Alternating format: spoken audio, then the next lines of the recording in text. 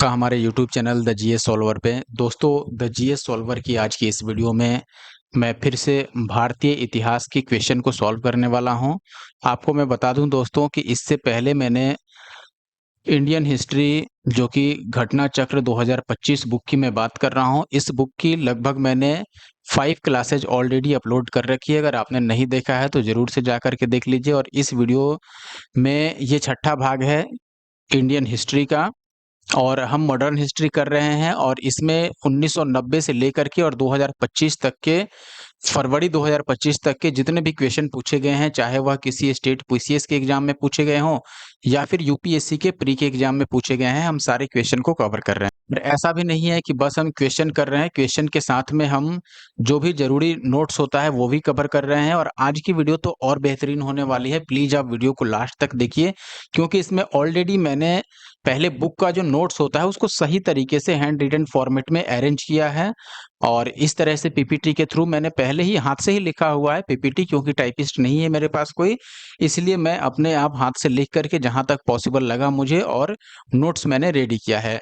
देखो, बुक में जो चीजें लिखे हैं वही चीजें मैंने भी नोट्स में लिखी हैं। बस अंतर क्या है कि बुक में आप देखोगे तो घटना चक्र का बुक जो है ये अपना नोट्स जो लिखता है शुरू में स्टार्टिंग में, उसमें आप देखते हैं कि जैसे-जैसे क्वेश्चन ईयर वाइज आता है वैसे-वैसे ये लोग नोट्स में लिखते जाते हैं। मान लो 2020 में कोई क्वेश्चन आपसे पूछा मॉडर्न हिस्ट्री का, तो 2020 में उसको नोट्स में, ये मान लीजिए अगर 1 पेज का नोट्स है मॉडर्न हिस्ट्री का, तो 1 पेज से अगले यानी सेकंड पेज में ये वाला लाइन ऐड कर देंगे ये लोग जो 2020 में क्वेश्चन पूछा है। फिर 2021 में अगर कोई क्वेश्चन आया तो फिर आगे जोड़ देंगे, फिर 22 में आया तो फिर उसको नोट्स में आगे एक लाइन बढ़ा देंगे। ऐसे ये लोग जोड़ते जाते हैं, ये टाइमिंग नहीं देखते हैं खास करके। मैंने कई सारी बुक्स में ऐसा देखा है अभी तक जो हम सॉल्यूशन करा रहे हैं इसमें, कि यहाँ पर टाइमिंग का ध्यान नहीं रखा जाता है, ना ही किसी एक टॉपिक का नोट्स आपको एक साथ प्रोवाइड कराया जाता है अरेंज वे में। तो आप देखेंगे जैसे 1857 का या आज का जो हम कर रहे हैं यहाँ पर ब्रिटिश शासन का भारतीय अर्थव्यवस्था पर प्रभाव, ये भी देखेंगे तो जैसे इसमें कई सारी चीजें हैं जो एक साथ ना दे करके जैसे-जैसे एग्जाम में जिस-जिस साल में आई हैं उस तरीके से इन्होंने लिख रखा है। लिखा सब कुछ है जो एग्जाम में आया है, बस उसको अरेंज सही से नहीं किया गया है। और मैंने यही किया है, यहाँ पर सही से अरेंज कर दिया है ताकि आपको याद रखना भी आसान होगा आपके लिए और समझना भी आसान होगा। तो आई होप कि आप वीडियो को पूरा देखेंगे। खासकर जो 71वीं बीपीएससी की तैयारी कर रहे हैं, यूपी आरओ एआरओ की तैयारी कर रहे हैं, वे लोग जरूर देख लें कि क्यों बीपीएससी में आप देखेंगे पिछले साल यानी कि 2024 में जो 70वीं बीपीएससी हुआ था उसमें भी इस चैप्टर से 3 से 4 प्रश्न पूछे गए थे, जो हम वीडियो में देखेंगे ही। अभी 70वीं के क्वेश्चन भी हम देखेंगे क्योंकि लेटेस्ट एडिशन हम सॉल्व कर रहे हैं। तो प्लीज वीडियो को लास्ट तक देखिए। पहले मैं नोट्स समझाता हूं आपको अच्छे से, और अगर अगर आपको लगता है कि नोट्स के लिए हमने मेहनत किया है तो प्लीज वीडियो को लाइक करके जाएं। और जो हमारा यूट्यूब चैनल है द जीएस सॉल्वर, अगर उस पर नए हैं तो आप सब्सक्राइब कर लीजिए। क्लास की पीडीएफ के लिए और ये जो नोट्स है इसके पीडीएफ के लिए भी आपको हमारा टेलीग्राम ग्रुप जो कि द जीएस सॉल्वर के नाम से चलता है, उसको आप चैनल को ज्वाइन कर लें, टेलीग्राम चैनल को।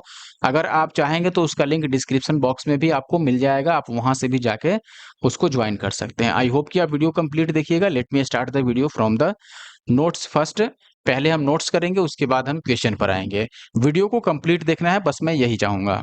का जो अपना टॉपिक है दोस्तों, सबसे पहले हमें भू राजस्व प्रणाली देखना है, यानी कि भूमि से संबंधित जो भी रेवेन्यू की वसूली की जाती थी उस समय, ब्रिटिश अंग्रेजों का जो समय था, ब्रिटिश टाइम था उस समय, या ब्रिटिश भारत में, उसमें क्या-क्या प्रणालियाँ देखने को मिली, या जो अंग्रेज थे या ब्रिटिश जो कंपनी थी उन्होंने कौन-कौन सी भू राजस्व प्रणाली भारत में लागू की। इसमें आप देखेंगे 3 प्रमुख प्रणालियां हैं दोस्तों, ध्यान से समझिएगा। जिसमें से पहला और सबसे इंपॉर्टेंट जो प्रणाली है वो है अस्थाई बंदोबस्त। अस्थाई बंदोबस्त प्रणाली को और कई सारे नामों से जाना जाता है, जैसे इस्तेमारी व्यवस्था, जमींदारी व्यवस्था, मालगुजारी व्यवस्था और बीसवेदारी व्यवस्था। तो ये अस्थाई बंदोबस्त के ही कई सारे अलग-अलग नाम हैं। और जो अस्थाई बंदोबस्त था इसमें क्या-क्या रहा अब, और इसमें कितना टैक्स देना पड़ता था, यानी कि कितना रेवेन्यू कलेक्ट होता था, कितना जमींदार को मिलता था, कितना कंपनी को मिलता था, किसान को इसमें क्या नुकसान था, ये सारी चीजें हम आगे आने वाले स्लाइड्स में देखेंगे। तो प्लीज आप लास्ट तक देखिए। तो सबसे पहली जो भू राजस्व व्यवस्था है वो है अस्थाई बंदोबस्त प्रणाली, जिसके अन्य कई सारे नाम हैं। दूसरा जो इंपॉर्टेंट है वो है रैयतवारी प्रणाली या फिर रैयतवारी व्यवस्था। और तीसरा है महलवारी व्यवस्था, यानी कि महलवारी प्रणाली। देखिए हर एक चीज मैं डिटेल में आपको समझाऊंगा अच्छे से, और आज नोट्स पढ़ने में उतना टाइम भी नहीं लगेगा क्योंकि पहले से ही मैंने सारी चीजें एक अरेंज वे में लिख रखी हैं, तो मुझे बस पढ़ के आपको समझा देना है। आप देखेंगे आगे। अब दोस्तों यहाँ पर सबसे पहले मैं बात करता हूँ अस्थाई बंदोबस्त की, और घटना चक्र इतिहास पूर्वावलोकन 2025 का कंप्लीट नोट्स प्राप्त करने के लिए दोस्तों और कंप्लीट सॉल्यूशन देखने के लिए आप हमारा YouTube channel the GS solver जरूर सब्सक्राइब कर लें दोस्तों, अगर नहीं सब्सक्राइब किया है तो। और इसके अलावा अगर आपको इसकी पीडीएफ चाहिए तो आप इसी नाम से टेलीग्राम पे सर्च करेंगे द जीएस सॉल्वर, और जो चैनल आएगा टेलीग्राम उसको ज्वाइन कीजिए, या फिर आप डिस्क्रिप्शन बॉक्स में जो लिंक है वहां से भी डायरेक्ट क्लिक करके आप इस चैनल पे जा सकते हैं। तो सबसे पहले मैं बात करूंगा दोस्तों अस्थाई बंदोबस्त की। इसमें हम देखेंगे सबसे पहले इसको स्टार्ट किसने किया और कब किया। तो आप पाएंगे दोस्तों 1793 में इसकी प्रारंभ की गई, और किसके द्वारा स्टार्ट किया गया 1793 में, लॉर्ड कर्नवालिस द्वारा। अब अगर आपने मेरा पुराना वीडियो देखा है इससे ठीक पहले का, जिसमें मैं भारतीय गवर्नर जनरल यानी कि भारत में जो भी अंग्रेजी गवर्नर जनरल थे या फिर उनके वायसराय थे उनके बारे में मैंने पढ़ाया था, तो आप बताइए कि लॉर्ड कर्नवालिस का जो कार्यकाल था वो कितना था। कार्यकाल इसका आपको बताना है, कमेंट बॉक्स में जरूर लिख के कमेंट कीजिए कि लॉर्ड कर्नवालिस का कार्यकाल क्या था। तो देखिए लॉर्ड कर्नवालिस जो था इसने 1793 ईस्वी में अस्थाई बंदोबस्त प्रणाली की शुरुआत की। अब अस्थाई बंदोबस्त कहाँ कहाँ लागू किया इसने, या फिर ब्रिटिश समय में ब्रिटिश भारत में कहाँ कहाँ पर अस्थाई बंदोबस्त लागू था, तो आप देखेंगे मेनली बंगाल में, बिहार में, उड़ीसा में। बंगाल बिहार उड़ीसा ये तो प्रमुख क्षेत्र थे, क्योंकि 1757 में जब बंगाल में प्लासी की लड़ाई हुई और बिहार में खासकर बक्सर में आप देखेंगे बक्सर का युद्ध होता है, उसके बाद इन सभी जगह पर अंग्रेजों का दबदबा धीरे धीरे बनने लगता है। बाद में वो दिल्ली भी पहुंच जाते हैं और धीरे धीरे ओवरऑल ये फैलते जाता है, और फिर आगे चल के 1857 में फिर क्रांति शुरू होती है। तो आप देखेंगे कि जो लागू हुआ था अस्थाई बंदोबस्त मुख्यतः बंगाल में, बिहार में, उड़ीसा में और वाराणसी यानी कि यूपी के कुछ क्षेत्रों में लागू हुआ था। अब अगर आपसे ये पूछ लिया जाए कि आप ये बताइए भाई कि ठीक है लागू तो हुआ था, लेकिन कुल ब्रिटिश भारत के क्षेत्रफल का कितना प्रतिशत ऐसा एरिया था जहां पर अस्थाई बंदोबस्त लागू किया गया था, तो ये भी कई बार पूछा जाता है क्वेश्चन। आप देखेंगे दोस्तों यहाँ पर कि अस्थाई बंदोबस्त जो था ये आपके ओवरऑल 19% भाग पर लागू किया गया था। कितने भागों पर दोस्तों? 19% क्षेत्र, यानी ब्रिटिश भारत का अगर कुल क्षेत्रफल 100 माना जाए तो उसमें से 19% हिस्से पर अस्थाई बंदोबस्त लागू किया गया था। और एरिया का अगर नाम पूछ लिया जाए तो बंगाल, बिहार, उड़ीसा और वाराणसी। कि हर एक बंदोबस्त जो है या भू राजस्व प्रणाली है उसमें किसी ना किसी को भूमि से संबंधित टैक्स, जिसको भू राजस्व बोला जाता है, वो कलेक्ट करने का कार्य दिया जाता था। तो अब आपके लिए क्वेश्चन आता है कि ठीक है अगर ऐसा बात है तो अस्थाई बंदोबस्त में भू राजस्व वसूलने का कार्य किसका था? तो ये था दोस्तों जमींदारों का, और जमींदारों को ही कंपनी की तरफ से भूस्वामी यानी कि जमीन का मालिक बनाया गया था। इसका मतलब है कि हर एक जमींदार के पास कुछ जमीन दे दिया गया था कि उस पर आप किसान को खेती करने के लिए दीजिए और किसान से रेवेन्यू कलेक्ट कीजिए, यानी कि एक तरह से कर, भूमि से संबंधित जो कर है जिसको भू राजस्व हम बोल रहे हैं वो वसूलिए। भू राजस्व यानी उससे जितना भी आय होता है वो वसूलिए, और उसका कुछ निश्चित हिस्सा कंपनी को देना होता था। आप देखेंगे यहाँ पर राजस्व दर, राजस्व दर का मतलब कि किसी भूमि से मान लीजिए एक किसान को कोई भूमि प्रोवाइड किया गया है और वो किसान टोटल एक साल में 100 रुपए उससे आय बनती है किसान को, तो इस ये पूरा 100 रुपए में से कितना किसान के पास जाना है, कितना कंपनी के पास जाना है यानी सरकार के पास, और कितना जमींदार के पास जाना है। तो अगर राजस्व का दर देखेंगे अस्थाई बंदोबस्त प्रणाली में, तो जो भी भूमि का लगान होता था यानी कि जो किसान का चलने लायक है, यानी कि किसान के लिए छोड़ करके मान लो 100 में से अगर 10 रुपया या 20 रुपया किसान को छोड़ देना है, उसके बाद यहाँ पर आप देखेंगे कि 10/11 हिस्सा जो है वो कंपनी को जाता था यानी ब्रिटिश सरकार को, और 1/11 भाग जो बचता था वो जमींदार के पास रहता था।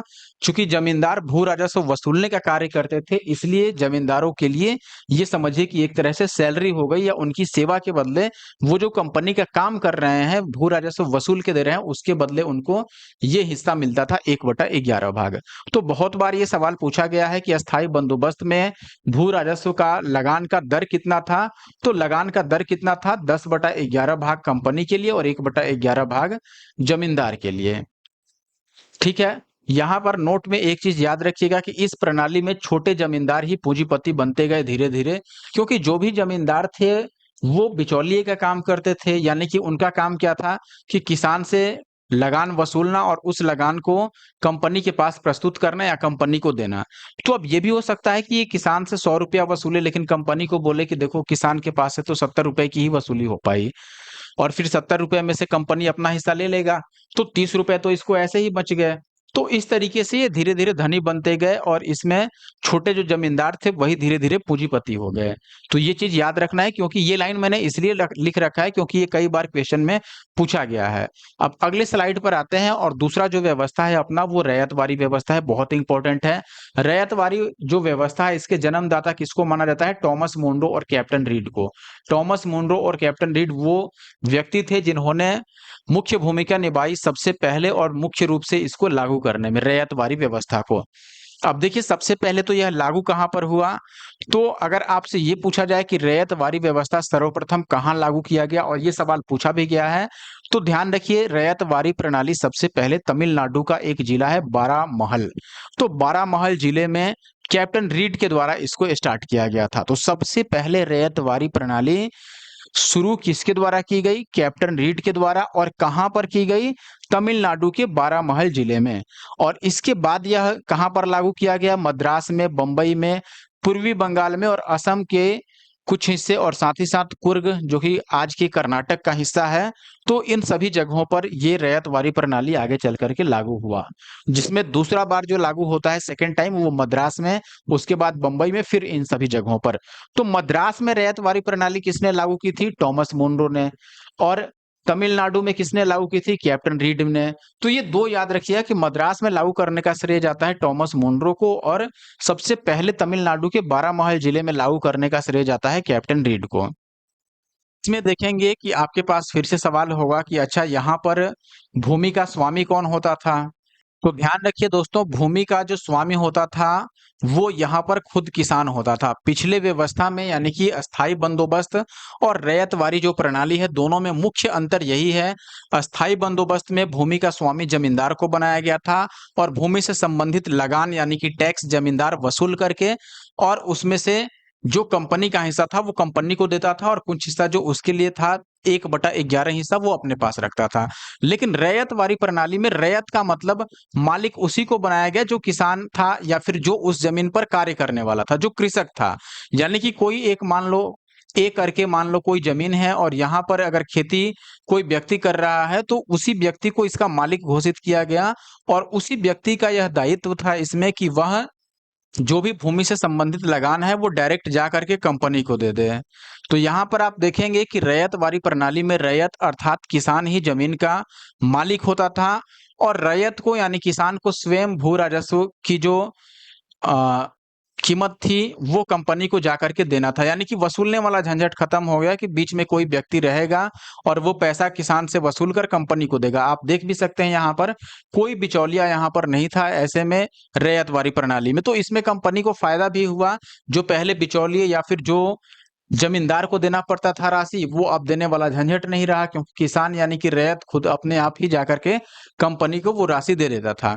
लगान का दर क्या था, तो यहाँ पर लगान का कोई फिक्स दर नहीं था, लेकिन हाँ लगान का जो दर था वो हाई था, उच्च था अस्थाई बंदोबस्त की अपेक्षा। ठीक है, और लगभग अगर लगान का दर देखा जाए तो कई बार ये कई जगहों पर 1/3 देखने को मिलता है, 1/3, लेकिन इसको आप उच्च मान के चलिए, और ये सभी जगह अलग अलग था, अलग अलग इलाकों में। लागू क्षेत्र यानी कहाँ कहाँ लागू हुआ ये आप यहाँ पर देख ही सकते हैं। अगर क्षेत्रफल की बात की जाए तो ब्रिटिश भारत के कुल क्षेत्रफल का लगभग 51% भाग पर यह लागू हुआ था, जबकि अस्थाई बंदोबस्त 19% भाग पर ही लागू था, यह हमने देखा था। तो अस्थाई बंदोबस्त 19% हिस्से पर लागू था ब्रिटिश भारत के, जबकि रैयतवारी व्यवस्था लगभग आधे हिस्से यानी कि 51%, तो आप कहेंगे कि आधे हिस्से से भी अधिक भाग पर यह लागू था। आपदा की स्थिति में देखिए ये यूपीएससी के प्री में क्वेश्चन पूछा गया था कि क्या आपदा की स्थिति में रैयतवारी प्रणाली में किसानों को लगान में कोई छूट दिया जाता था? तो इसका सीधा सा जवाब है दोस्तों कि कोई छूट नहीं दिया जाता था। यानी कि मान लीजिए बाढ़ आ गया, सूखा पड़ गया और फसल अच्छी नहीं हुई या फसल हुई ही नहीं, ज़ीरो आय हुआ किसान को, तो क्या वैसी स्थिति में कंपनी किसान को कोई छूट देता था? तो रैयत वारी प्रणाली में बिल्कुल कोई छूट नहीं था। अस्थायी बंदोबस्त में भी वही व्यवस्था थी, किसानों के लिए कोई छूट नहीं था। अगर किसान लगान की राशि नहीं जमा कर पाता है या नहीं चुका पाता है, तो ऐसे में किसान से को भूमि से बेदखल कर दिया जाता था और वही भूमि किसी और किसान को सौंप दिया जाता था। तो ये थी रैयत वारी व्यवस्था। आई होप कि आप रैयत वारी में और अस्थायी बंदोबस्त में दोनों में अंतर समझ पाए होंगे। अब मैं बढ़ता हूँ आगे, और अगर वीडियो पसंद आ रहा है और आपने अभी तक हमारे YouTube channel the GS solver को नहीं सब्सक्राइब किया है तो जरूर सब्सक्राइब कर लें ऐसे और वीडियो देखने के लिए।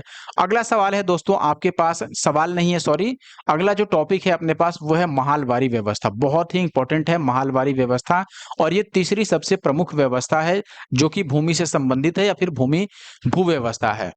सबसे पहले महालवारी व्यवस्था में जमीन का मालिक कौन होता था? भू मालिक कौन होता था?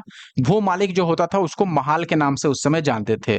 महाल का अर्थ होता था गांव के जो प्रमुख व्यक्ति थे उन लोगों का एक समूह, यानी कि एक तरह से कमिटी। गांव में मान लीजिए, गांव में अगर जनसंख्या 100 है तो इसमें जरूर 5 से 10 लोग ऐसे होंगे जो गांव में नेता टाइप के लोग रहते हैं, जिनके बात बाकी लोग मानते हैं। नेता मतलब वैसे निगेटिव सेंस में नहीं, पॉजिटिव सेंस में मैं बोल रहा हूं, जिनकी बात गांव के लगभग 80% लोग मानते हैं।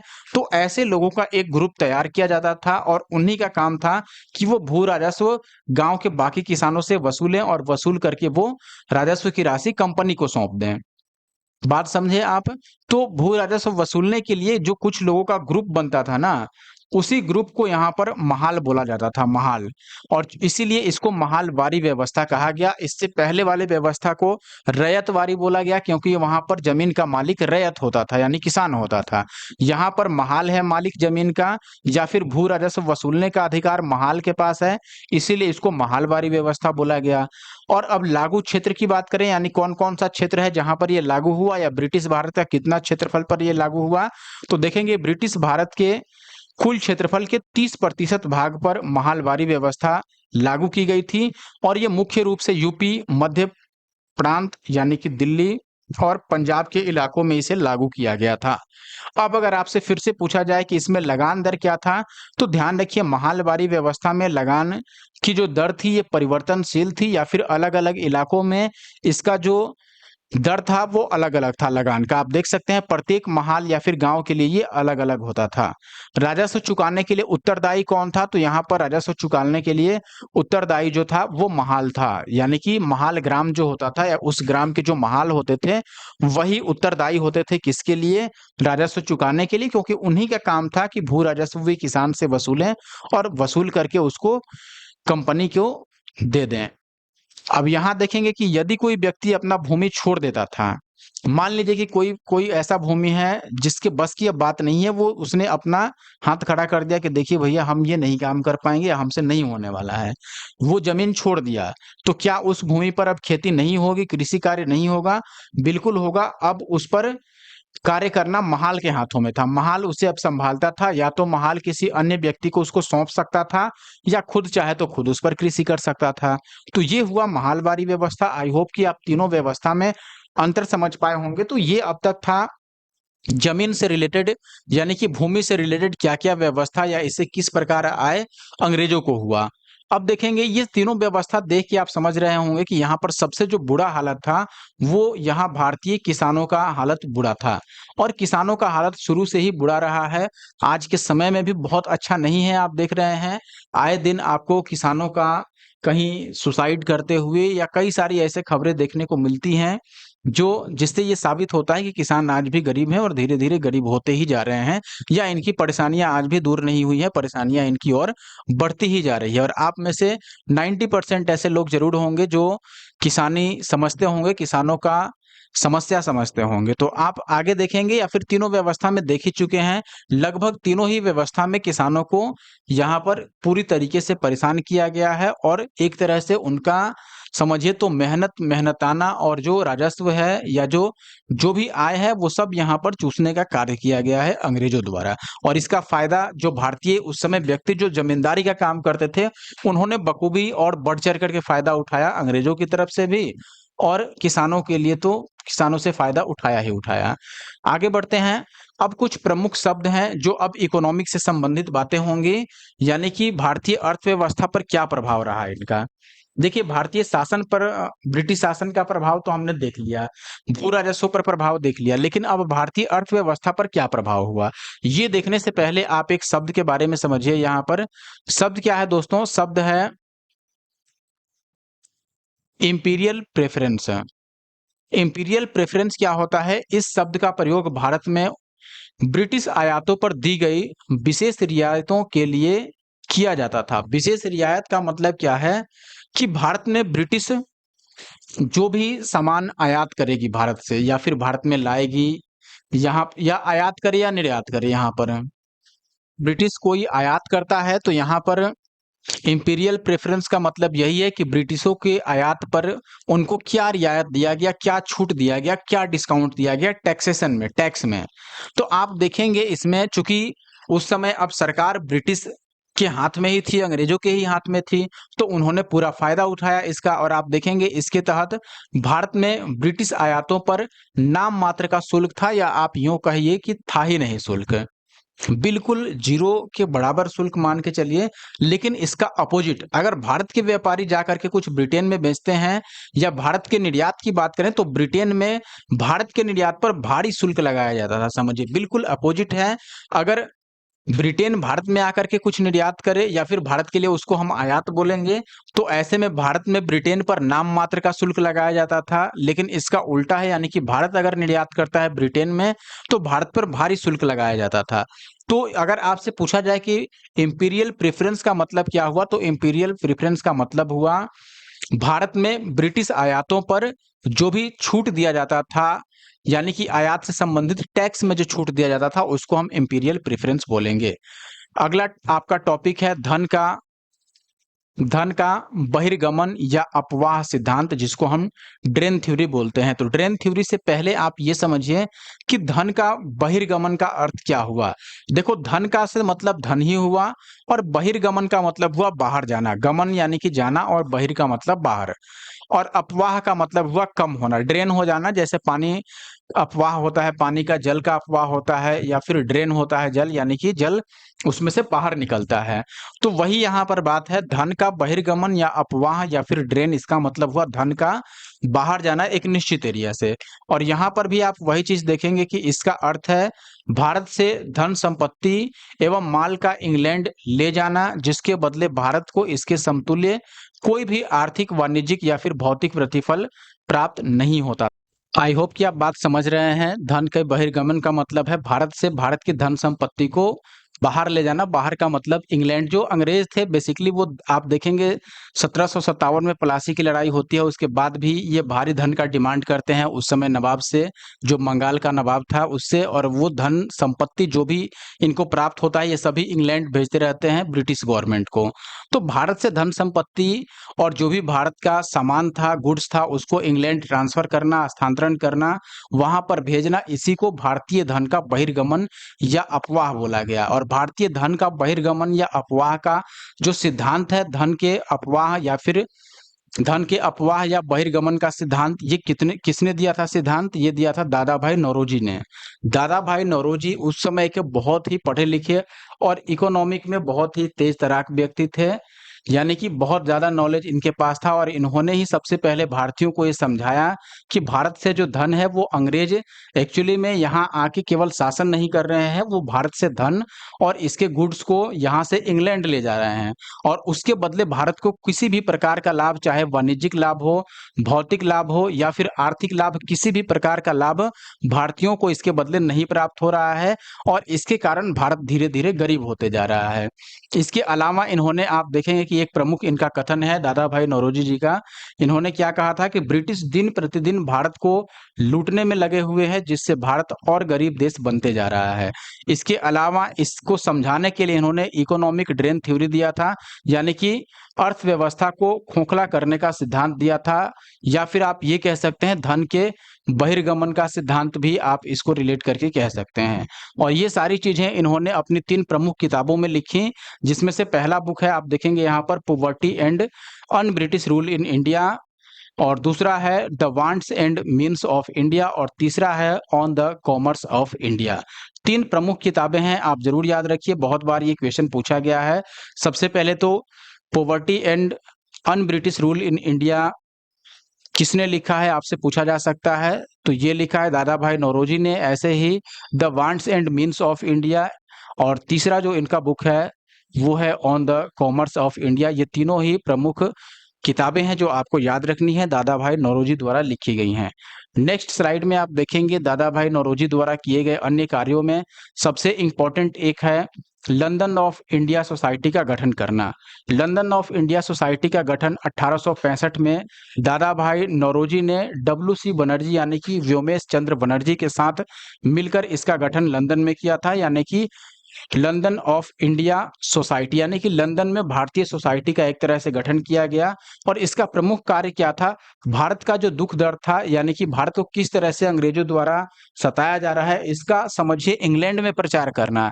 कितना मुश्किल काम रहा होगा उस टाइम पर, जब खुद भारत में अंग्रेजों का राज्य चल रहा है, अंग्रेज यहाँ पर शासन चला रहे हैं, और इंग्लैंड में तो उनका शासन ऑलरेडी था ही, फिर भी इंग्लैंड में यानी कि उनके देश में जाकर के और भारतीयों के दुख दर्द का प्रचार करना, ये अपने आप में बहुत बड़ी चीज है जो दादा भाई नौरोजी ने करके दिखाया उस समय। और इसमें साथ दिया इनका व्योमेश व्योमेश चंद्र बनर्जी ने। आप देखेंगे कि 1892 में फिर लिबरल पार्टी के टिकट पर जो दादा भाई नौरोजी थे, इन्होंने ब्रिटिश हाउस ऑफ कॉमन्स के लिए ये चुनाव लड़ते हैं और जीतते भी हैं। और ब्रिटिश हाउस फॉर कॉमन्स के लिए चुने जाने वाले ये पहले भारतीय थे। कौन? दादा भाई नौरोजी। तो ध्यान दीजिएगा इसमें सवाल कैसे आता है। सबसे पहले तो सवाल पूछेगा कि ब्रिटिश हाउस फॉर कॉमन्स, जैसे राज्यसभा लोकसभा ये होता है भारत में, उस तरीके से वहां ब्रिटिश हाउस फॉर कॉमन्स था। और उसमें चुने जाने वाले यानी कि चुनाव लड़ करके या फिर जीतने वाले, सेलेक्ट होने वाले या इलेक्ट होने वाले, जैसे आप समझिए, चयनित होने वाले नहीं कहेंगे यहाँ पर, चुने जाने वाले पहले जो भारतीय थे वो दादा भाई नौरोजी थे। अब इसमें सवाल ये आ सकता है कि इनको कब चुना गया था? 1892 में। और टिकट इनको किस पार्टी का मिला था? तो ये लिबरल पार्टी के टिकट से वहां पर चुने गए थे। तो लिबरल पार्टी का टिकट मिला था इनको, ये ध्यान रखिएगा। अब आगे बढ़ते हैं और बात करते हैं कि जो इकोनॉमिक ड्रेन थ्योरी था, यानी कि धन के बहिर्गमन का सिद्धांत, इसके बारे में भारतीय राष्ट्रीय कांग्रेस ने इसको कब अपनाया और इसके बारे में कब आवाज उठाया? तो देखिए, भारतीय राष्ट्रीय कांग्रेस भी पहले इस पर ध्यान नहीं दिया, लेकिन 1896 में आप यहाँ पर देख ही चुके हैं पिछले स्लाइड में कि 1892 में ये लिबरल पार्टी के टिकट पर ब्रिटिश हाउस फॉर कॉमन्स के लिए चुने जा चुके थे। और 1865 में ही इन्होंने लंदन ऑफ इंडिया सोसाइटी का गठन भी किया था। किसने? दादा भाई नौरोजी। अब आप देखेंगे यहाँ पर कि 1896 का जो अधिवेशन था, जो कलकत्ता में अधिवेशन चला भारतीय राष्ट्रीय कांग्रेस की, उसमें कांग्रेस ने धन के बहिर्गमन सिद्धांत को स्वीकार किया और ये माना कि अंग्रेज निश्चित तौर पर भारतीय जो धन है और सामान है, गुड्स है, उसको इंग्लैंड में ट्रांसफर कर रहे हैं। आप देखेंगे यहाँ पर कि उस समय कांग्रेस ने एक घोषणा भी की। ये इनका कथन था कांग्रेस का, देश में जितने भी अकाल पड़ रहे हैं, देश में पड़ने वाले अकालों और लोगों के गरीब होने का, यानी कि लोगों की निर्धनता का जो मुख्य कारण है वो धन का बहिर्गमन है, यानी कि धन का भारत से बाहर जाना है, जो अंग्रेजों द्वारा उस समय किया जा रहा था। नेक्स्ट स्लाइड में आप देखेंगे दोस्तों, एक व्यक्ति उस समय थे सर सैयद अहमद खां। सर सैयद अहमद खां ये मुस्लिमों के कट्टर सपोर्टर थे और इनका ये मानना था कि मुस्लिम समाज का भारत में विकास तभी हो पाएगा जब भारत में आंगल सत्ता बना रहेगा, यानी कि भारत में जब अंग्रेजों की सत्ता जब तक बनी रहेगी तभी तक भारत में मुस्लिम समाज का विकास संभव है। इनका मानना था कि जैसे ही अंग्रेज भारत से चले जाएंगे उसके बाद मुस्लिम समाज का विकास भारत में रुक जाएगा या इनका डेवलपमेंट नहीं हो पाएगा। और इनकी बातों से ये क्लियर है कि ये ब्रिटिश शासन के प्रति काफी ईमानदार थे, ऑनेस्ट थे। और इन कारणों से आप देखेंगे कि दादा भाई नौरोजी के जो ड्रेन थ्योरी था, इकोनॉमिक ड्रेन थ्योरी, उसमें इनका बिल्कुल भी भरोसा नहीं था, यानी कि ये मानते थे कि अंग्रेज जो कर रहे हैं वो बिल्कुल सही कर रहे हैं और उससे भारत में मुस्लिमों का डेवलपमेंट और बढ़ेगा। और इनको डर था कि अंग्रेज अगर भारत से चले गए तो भारत में मुस्लिमों का डेवलपमेंट निश्चित तौर पर रुक जाएगा। और यही कारण रहा कहीं न कहीं आप देखेंगे कि ये बहिर्गमन के सिद्धांत को जो दादा भाई नौरोजी द्वारा इकोनॉमिक ड्रेन थ्योरी दिया गया था, उसको न मान कर के ये अंग्रेजों के सपोर्ट में खड़े थे हमेशा से ही। नोट्स में अब हम आखिरी स्लाइड में आ चुके हैं, जिसमें हम रमेश चंद्र दत्त, ये भी एक उस समय इम्पोर्टेंट पर्सनैलिटी थे। आप देखेंगे कि जो धन का अपवाह सिद्धांत था, इकोनॉमिक ड्रेन थ्योरी था, इस पर इन्होंने भी काफ़ी बल दिया और इसके बारे में रिसर्च किया और बिल्कुल पॉजिटिव थिंकिंग के साथ इन्होंने जनता को बताया कि जो भी इकोनॉमिक ड्रेन थ्योरी दिया गया है वो बिल्कुल सही है। और उससे संबंधित इन्होंने भी एक अपना बुक लिखा, इकोनॉमिक हिस्ट्री ऑफ इंडिया। ध्यान रखिए, यानी कि भारतीय अर्थव्यवस्था का इतिहास इन्होंने लिखा, इकोनॉमिक हिस्ट्री ऑफ इंडिया। और इसका एक जो रमेश चंद्र दत्त थे, इनका प्रमुख कथन क्या था कि सकल राजस्व जो भी है भारत में, यानी कि ग्रॉस जो रिवेन्यू है भारत का, या फिर कुल रिवेन्यू आप समझिए, टोटल रिवेन्यू एक तरह से आम भाषा में, उसका आधा भाग प्रत्येक वर्ष भारत से बाहर चला जा रहा है, यानी कि अंग्रेजों द्वारा भारत से बाहर भेज दिया जा रहा है। अब जो आधा हिस्सा अगर बच भी गया तो भारत जो है अंग्रेज में वो भी इस्तेमाल करेंगे, और जो वो फैक्ट्री चला रहे थे इतना उसमें इस्तेमाल किया जाएगा, जो वो सैनिक यूज कर रहे हैं उसके लिए इस्तेमाल होगा, जो भारतीय उनके पक्ष में थे उनके लिए इस्तेमाल में होगा। निश्चित तौर पर भारतीय जो भी इनके पक्ष में थे या नहीं थे, सभी को इन्होंने अच्छे तरीके से लूटा, धोखा दिया और जो भी किया, और यहाँ से लूट करके चले गए। तो ये जो धन का बहिर्गमन सिद्धांत है, निश्चित तौर पर उस टाइम में जो दादा भाई नौरोजी ने लिखा, काबिले तारीफ है। और उनके सपोर्ट में रमेश चंद्र दत्त जी ने भी ये बुक लिखा, economic history of India. I hope कि ये सारे नोट्स आप समझ पाए होंगे, और अगर ये सारी चीजें क्लियर हैं आपको, तो प्लीज वीडियो को लाइक करना ना भूलें, और जो हमारा यूट्यूब चैनल है द जीएस सॉल्वर, अगर इस पर नए हैं तो सब्सक्राइब कर लीजिए। अब हम क्वेश्चन की तरफ बढ़ते हैं। आई होप कि आप वीडियो को कंप्लीट वॉच करेंगे। So let me start the first question. आप बस वीडियो को लास्ट तक कंटिन्यू रखिए। देखेंगे दोस्तों, यहाँ पर आप ये जो बुक के नोट्स देख रहे हैं, ब्रिटिश शासन का भारतीय अर्थव्यवस्था पर प्रभाव, इसमें नोट्स में जितनी भी चीजें दी गई है मैंने वन बाय वन करके सारी चीजें कवर कर दी है। और अच्छी बात यह है कि मैं अरेंज वे में आपको बताया हूं। अब हम डायरेक्ट क्वेश्चन पर आ जाते हैं। आपके सामने है दोस्तों, क्वेश्चन है, भारत में उपनिवेशी शासन काल में होम चार्जेज भारत से संपत्ति दोहन का महत्वपूर्ण अंग थे। निम्नलिखित में से कौन सी निधि या फिर निधियां होम चार्जेज की संघटक थी, ये आपको बताना है। पहला है कथन यहाँ पर, लंदन में इंडिया ऑफिस के भरण पोषण के प्रयोग में लाई जाने वाली निधि। दूसरा है, भारत में कार्यरत अंग्रेजी कर्मचारियों का वेतन तथा पेंशन देने हेतु प्रयोग में लाई जाने वाली निधि। तीसरा है, भारत के बाहर हुए युद्धों को लड़ने में अंग्रेजों द्वारा प्रयोग में लाई जाने वाली निधि। तो यहाँ पर आपसे सवाल क्या पूछा गया है, होम चार्जेज। होम चार्जेज जो था, ये जो संपत्ति थी, इसका इस्तेमाल कहाँ होता था होम चार्जेज की संपत्ति का। आपके पास इसमें 2-3 कथन दिए गए हैं, जिसमें से पहला आपने समझ लिया कि लंदन में जो इंडिया ऑफिस खोला गया था, उसके भरण पोषण के लिए इस निधि का इस्तेमाल किया जाता था, यानी राशि का। और साथ ही भारत में जो कार्यरत अंग्रेज कर्मचारी थे, उनके वेतन पेंशन के लिए ये राशि इस्तेमाल किया जाता था। यानी कि भारत से जो भी वसूली की जा रही थी राशि, उसकी बात की जा रही है यहाँ पर, होम चार्जेस से यही मतलब है। और तीसरा है, भारत के बाहर जो युद्ध हो रहा था, उसमें लड़ने के लिए जो भी अंग्रेज द्वारा खर्च किया जाता था, उस खर्चे के रूप में इसका इस्तेमाल होता था। आपको मैं बता दूं दोस्तों, भारत से जो राशि प्राप्त होती थी या जो आय होता था सीधे तौर पर होम चार्जेज के रूप में, उसमें उसका मुख्यतः इस्तेमाल किया जाता था। एक तो लंदन में जो इंडिया ऑफिस था, जहां पर भारत सचिव रहते थे, वो भी हालांकि अंग्रेज व्यक्ति ही थे, लेकिन इंडिया ऑफिस के नाम से उसको जाना जाता था। तो उसके भरण पोषण के लिए, यानी कि उसके खर्च के लिए इस्तेमाल किया जाता था इसकी राशि का। फिर भारत में जो भी अंग्रेज कर्मचारी थे, उनका वेतन पेंशन देने के लिए भी इसी राशि का इस्तेमाल किया जाता था। लेकिन भारत से बाहर अगर अंग्रेजों द्वारा कोई युद्ध लड़ा जाता था, तो वो अंग्रेज इस निधि का इस्तेमाल वहां पर नहीं करते थे, क्योंकि वो भारत से बाहर लड़ा गया है, तो वहां पर इस निधि का इस्तेमाल नहीं होता था। ध्यान रखिएगा।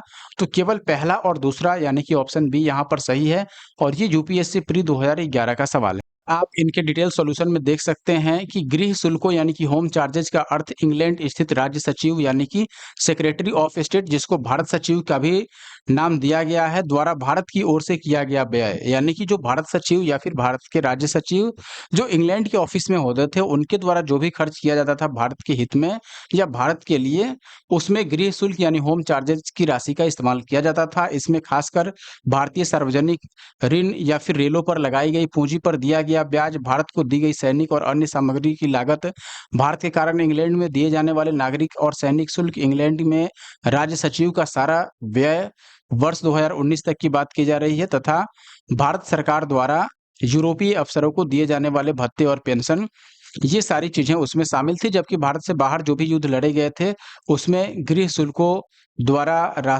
इससे प्राप्त राशि का इस्तेमाल नहीं किया जाता था।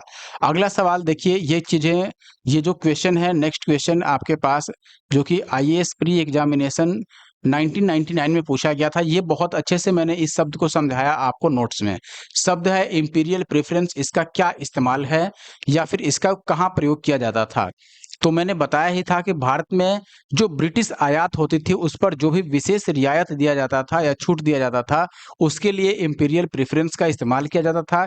इसमें मैंने ये भी आपको बताया था कि यह जो विशेष रियायत थी, यानी कि भारत में ब्रिटिश आयातों पर जो दर लगाया जाता था, टैक्स लगाया जाता था, वो 9 के बराबर था। वो लगभग समझिए कि कोई टैक्स नहीं लगता था। इसके अलावा अगर देखेंगे कि भारत अगर इंग्लैंड में कोई किसी चीज का निर्यात करता था, तो वहां पर भारतीयों पर इंग्लैंड द्वारा भारी कर लगाया जाता था, यानी कि भारी शुल्क लगाया जाता था। जबकि इंग्लैंड अगर भारत में कोई चीज़ आयात करता है तो उस पर कोई शुल्क नहीं था या न के बराबर शुल्क था। तो ये सारी चीज़ें मैंने आपको ऑलरेडी बता रखी है। अगला सवाल है, ब्रिटिश शासन के दौरान भारत में उद्योगों में कोई स्वतंत्र विकास नहीं हुआ, इसका मुख्य कारण क्या था? यानी कि ब्रिटिश शासन जब तक भारत में रहा, उस समय कोई भी उद्योग भारत में स्वतंत्र रूप से विकसित नहीं हो पाया। इसका क्या कारण हो सकता है? भारी उद्योग की कमी थी उस समय, या विदेशी पूंजी की कमी थी, या प्राकृतिक संसाधनों की कमी थी, या धनिक वर्ग द्वारा भू संपत्ति में निवेश करने को तरहीज दिया जाता था। यहाँ पर आप देखेंगे कि लगभग सारी चीजें उस समय मौजूद थी। ऐसा नहीं है कि उद्योगों का कमी था, क्योंकि जैसे भारत में रेल का चलना, ये कोई ऐसा नहीं है कि ये लघु उद्योग है। विदेशी पूंजी की कमी, पूरा इंग्लैंड उठकर यहाँ आ गया था, यूरोप आ गया था, तो ऐसा नहीं है कि यहाँ पर आप डच आए ही थे, यहाँ पर फ्रांसीसी आए ही थे, तो विदेशी पूंजी की कोई कमी नहीं थी। उन्होंने कई जगह अपनी फैक्ट्रियां भी खोली। तो ये इससे साफ पता चलता है कि विदेशी पूंजी की कमी नहीं थी, प्राकृतिक संसाधनों की भी कमी नहीं थी। निश्चित तौर पर धनिक वर्ग जो थे, यानी उस समय जो धनी वर्ग था, उनके द्वारा भू संपत्ति में निवेश करने को ज्यादा प्रेफरेंस दिया जाता था। वो ज्यादा सही समझते थे कि कोई उद्योग न लगा करके भू संपत्ति में निवेश किया जाए। तो ऑप्शन डी यहाँ पर ज्यादा सही है। वैसे भी जो उद्योग था, वो सारे लगभग लगभग अंग्रेजों के हाथ में थी और उनके द्वारा इसका इस्तेमाल भी किया जाता था। अगला सवाल है कि 18वीं शताब्दी के मध्य इंग्लिश ईस्ट इंडिया कंपनी के द्वारा बंगाल से निर्यातित प्रमुख पण्य पदार्थ यानी कि स्टेपल कमोडिटीज क्या थे? आप देखेंगे यहाँ पर अपरिष्कृत कपास, तिलहन और अफीम, या फिर चीनी, नमक, जस्ता और सीसा। और बाकी के दो ऑप्शन नेक्स्ट पेज पर देख। नेक्स्ट ऑप्शन है तांबा, चांदी, सोना, मसाले और चाय, या लास्ट है कपास, रेशम, सोरा और अफीम। ध्यान रखिए, कपास, रेशम, सोरा और अफीम ये प्रमुख पदार्थ थे जो अंग्रेजों द्वारा यहाँ से ले जाकर के दूसरी जगह इसकी सेलिंग की जाती थी, जिसमें सोरा और अफीम जो था ये मुख्यतः बिहार के क्षेत्र से उनको प्राप्त होता था। आप देखेंगे यहाँ डिटेल सोल्यूशन में 18वीं शताब्दी के मध्य इंग्लिश ईस्ट इंडिया कंपनी के द्वारा बंगाल से निर्यातित प्रमुख पदार्थ जो थे, उसमें कपास है, रेशम है, सोरा, अफीम इत्यादि थे। नील भी उस समय निर्यात की एक महत्वपूर्ण व्यक्ति बोल रहा हूँ, वस्तु थी। ये आप ध्यान रख सकते हैं। और ये भी याद रखिए कि इस काल में अफीम मुख्य रूप से चीन को निर्यात की जाती थी, यानी कि भारत से ले जाकर चीन को वो बेचा जाता था अंग्रेजों द्वारा। सवाल है आपके पास, ईस्ट-मराड़ी बंदोबस्त किसने लागू किया था? मैंने अपने नोट्स में ही आपको बताया था, अच्छे से समझाया भी था कि ईस्ट-मराड़ी व्यवस्था का मतलब अस्थायी बंदोबस्त हुआ। और जो अस्थायी बंदोबस्त था, ये किसने लागू किया था दोस्तों? ये लॉर्ड कॉर्नवालिस ने 1793 ईस्वी में लागू किया था। और जो ईस्ट-मराड़ी व्यवस्था था, ये ब्रिटिश भारत के कुल क्षेत्रफल के लगभग 19% हिस्से में ये लागू था। और प्रमुख जगह कौन से हैं, राज्य कौन से थे जहां पर ये लागू था? इसमें बंगाल, बिहार, उड़ीसा और साथ ही साथ यूपी के कुछ स्थान जैसे कि वाराणसी इत्यादि इलाकों में यह लागू था, आप याद रखिएगा। आप ये चीज़ डिटेल सॉल्यूशन में भी देख सकते हैं, ये चीज़ें मैंने डिटेल में पहले कवर कर दी हैं, इसलिए ये सारी चीज़ें मैं नहीं बता रहा हूँ। देखो 1793 में लागू हुआ, लागू किसने किया? लॉर्ड कॉर्नवालिस ने। और इसके अन्य नाम क्या हैं? ये सारी चीज़ें मैंने बता दिया। यह व्यवस्था कहाँ लागू हुआ? बंगाल, बिहार, उड़ीसा के साथ उत्तर प्रदेश के वाराणसी क्षेत्र में। और ये कितने प्रतिशत ब्रिटिश भारत के कितने क्षेत्रफल पर लागू था? 19%। इसके अलावा इसमें जमींदारों को भूमि का स्वामी बनाया गया था और साथ ही साथ भूमि का लगान कितना निर्धारित था? 10/11 भाग कंपनी को देना था और 1/11 भाग जमींदार खुद अपने पास रखता था। और सबसे प्रमुख बात कि अस्थाई बंदोबस्त में छोटे जमींदार पूंजीपति यानी भद्र नवाब बने थे, यानी कि लास्ट लास्ट तक ये बन गए। कल आप देखेंगे कि किसके प्रशासन काल में अस्थाई बंदोबस्त का प्रारंभ किया गया था। और ये यहाँ से आप देख सकते हैं कि ये क्वेश्चन कितनी बार रिपीट हुआ है। पिछला क्वेश्चन भी हालांकि लगभग सेम ही था और मैंने आपको इसका आंसर दे ही दिया है कि लॉर्ड कॉर्नवालिस के समय में ये हुआ था। आगे बढ़ते हैं और नेक्स्ट क्वेश्चन पर आते हैं। अस्थाई बंदोबस्त किससे किया गया था? किससे किया गया था? ध्यान रखिएगा, ये जमींदारों से किया गया था, मजदूरों से नहीं, किसानों से नहीं, व्यापारियों से नहीं। किसानों से जो बंदोबस्त किया गया था उसको रैयतवारी बंदोबस्त बोलते हैं, रैयतवारी प्रणाली या फिर रैयतवारी बंदोबस्त। और जहां महाल से बंदोबस्त किया गया था उसको महालवारी बोलते हैं। तो अस्थाई बंदोबस्त जमींदारों से किया गया था। और किसने ये व्यवस्था शुरू की थी? लॉर्ड कॉर्नवालिस ने 1793 में। नेक्स्ट क्वेश्चन आप देख रहे हैं सेम टाइप का है, तो इसको मैं छोड़ देता हूँ। अगला सवाल भी सेम टाइप का है। अस्थाई भू राजस्व व्यवस्था किसने स्टार्ट की थी? लॉर्ड कॉर्नवालिस ने। तो ये क्वेश्चन बिल्कुल सेम हुआ। अगला सवाल भी सेम ही है। कॉर्नवालिस ने अस्थाई बंदोबस्त कब शुरू किया? 1793 में, मैंने समझा ही दिया आपको। अगला सवाल 1793 में लॉर्ड कॉर्नवालिस की भू व्यवस्था प्रणाली लागू होने के बाद कानूनी विवादों की प्रवृत्ति में बढ़ोतरी देखी गई थी। निम्नलिखित प्रावधानों में से किस एक को सामान्यता इसके कारक के रूप में जोड़कर देखा जाता है? तो आप देखेंगे यहाँ पर ऑप्शन क्या क्या है, यूपीएससी का ही क्वेश्चन है ये। रैयत की तुलना में जमींदार की स्थिति को अधिक सशक्त बनाना, ईस्ट इंडिया कंपनी को जमींदारों का अधिपति बनाना, और न्यायिक पद्धति को अधिक कार्यकुशल बनाना, या उपयुक्त ए बी सी तीनों में से कोई भी सही नहीं। आप देखेंगे निश्चित तौर पर यहाँ पर ऑप्शन डी सही होगा। आप डिटेल सॉल्यूशन भी देख सकते हैं। 1793 वही सारी चीजें हैं जो मैंने ऑलरेडी बता रखी हैं। आप देखेंगे फिर से 1793 में लॉर्ड कॉर्नवालिस द्वारा यह व्यवस्था शुरू की गई थी। 10/11 भाग सरकार को दिया जाता था। और जब तक कोई किसान या फिर जब तक कोई जमींदार, ऐसा नहीं है। देखो अब इसमें कौन-कौन से ऑप्शन क्यों गलत हैं? जैसे आप देखेंगे ऑप्शन डी में क्या है कि ए, बी, सी तीनों ही गलत हैं। कारण पहले कह रहा था कि रैयत की तुलना में जमींदार की स्थिति को अधिक सशक्त बनाया गया था।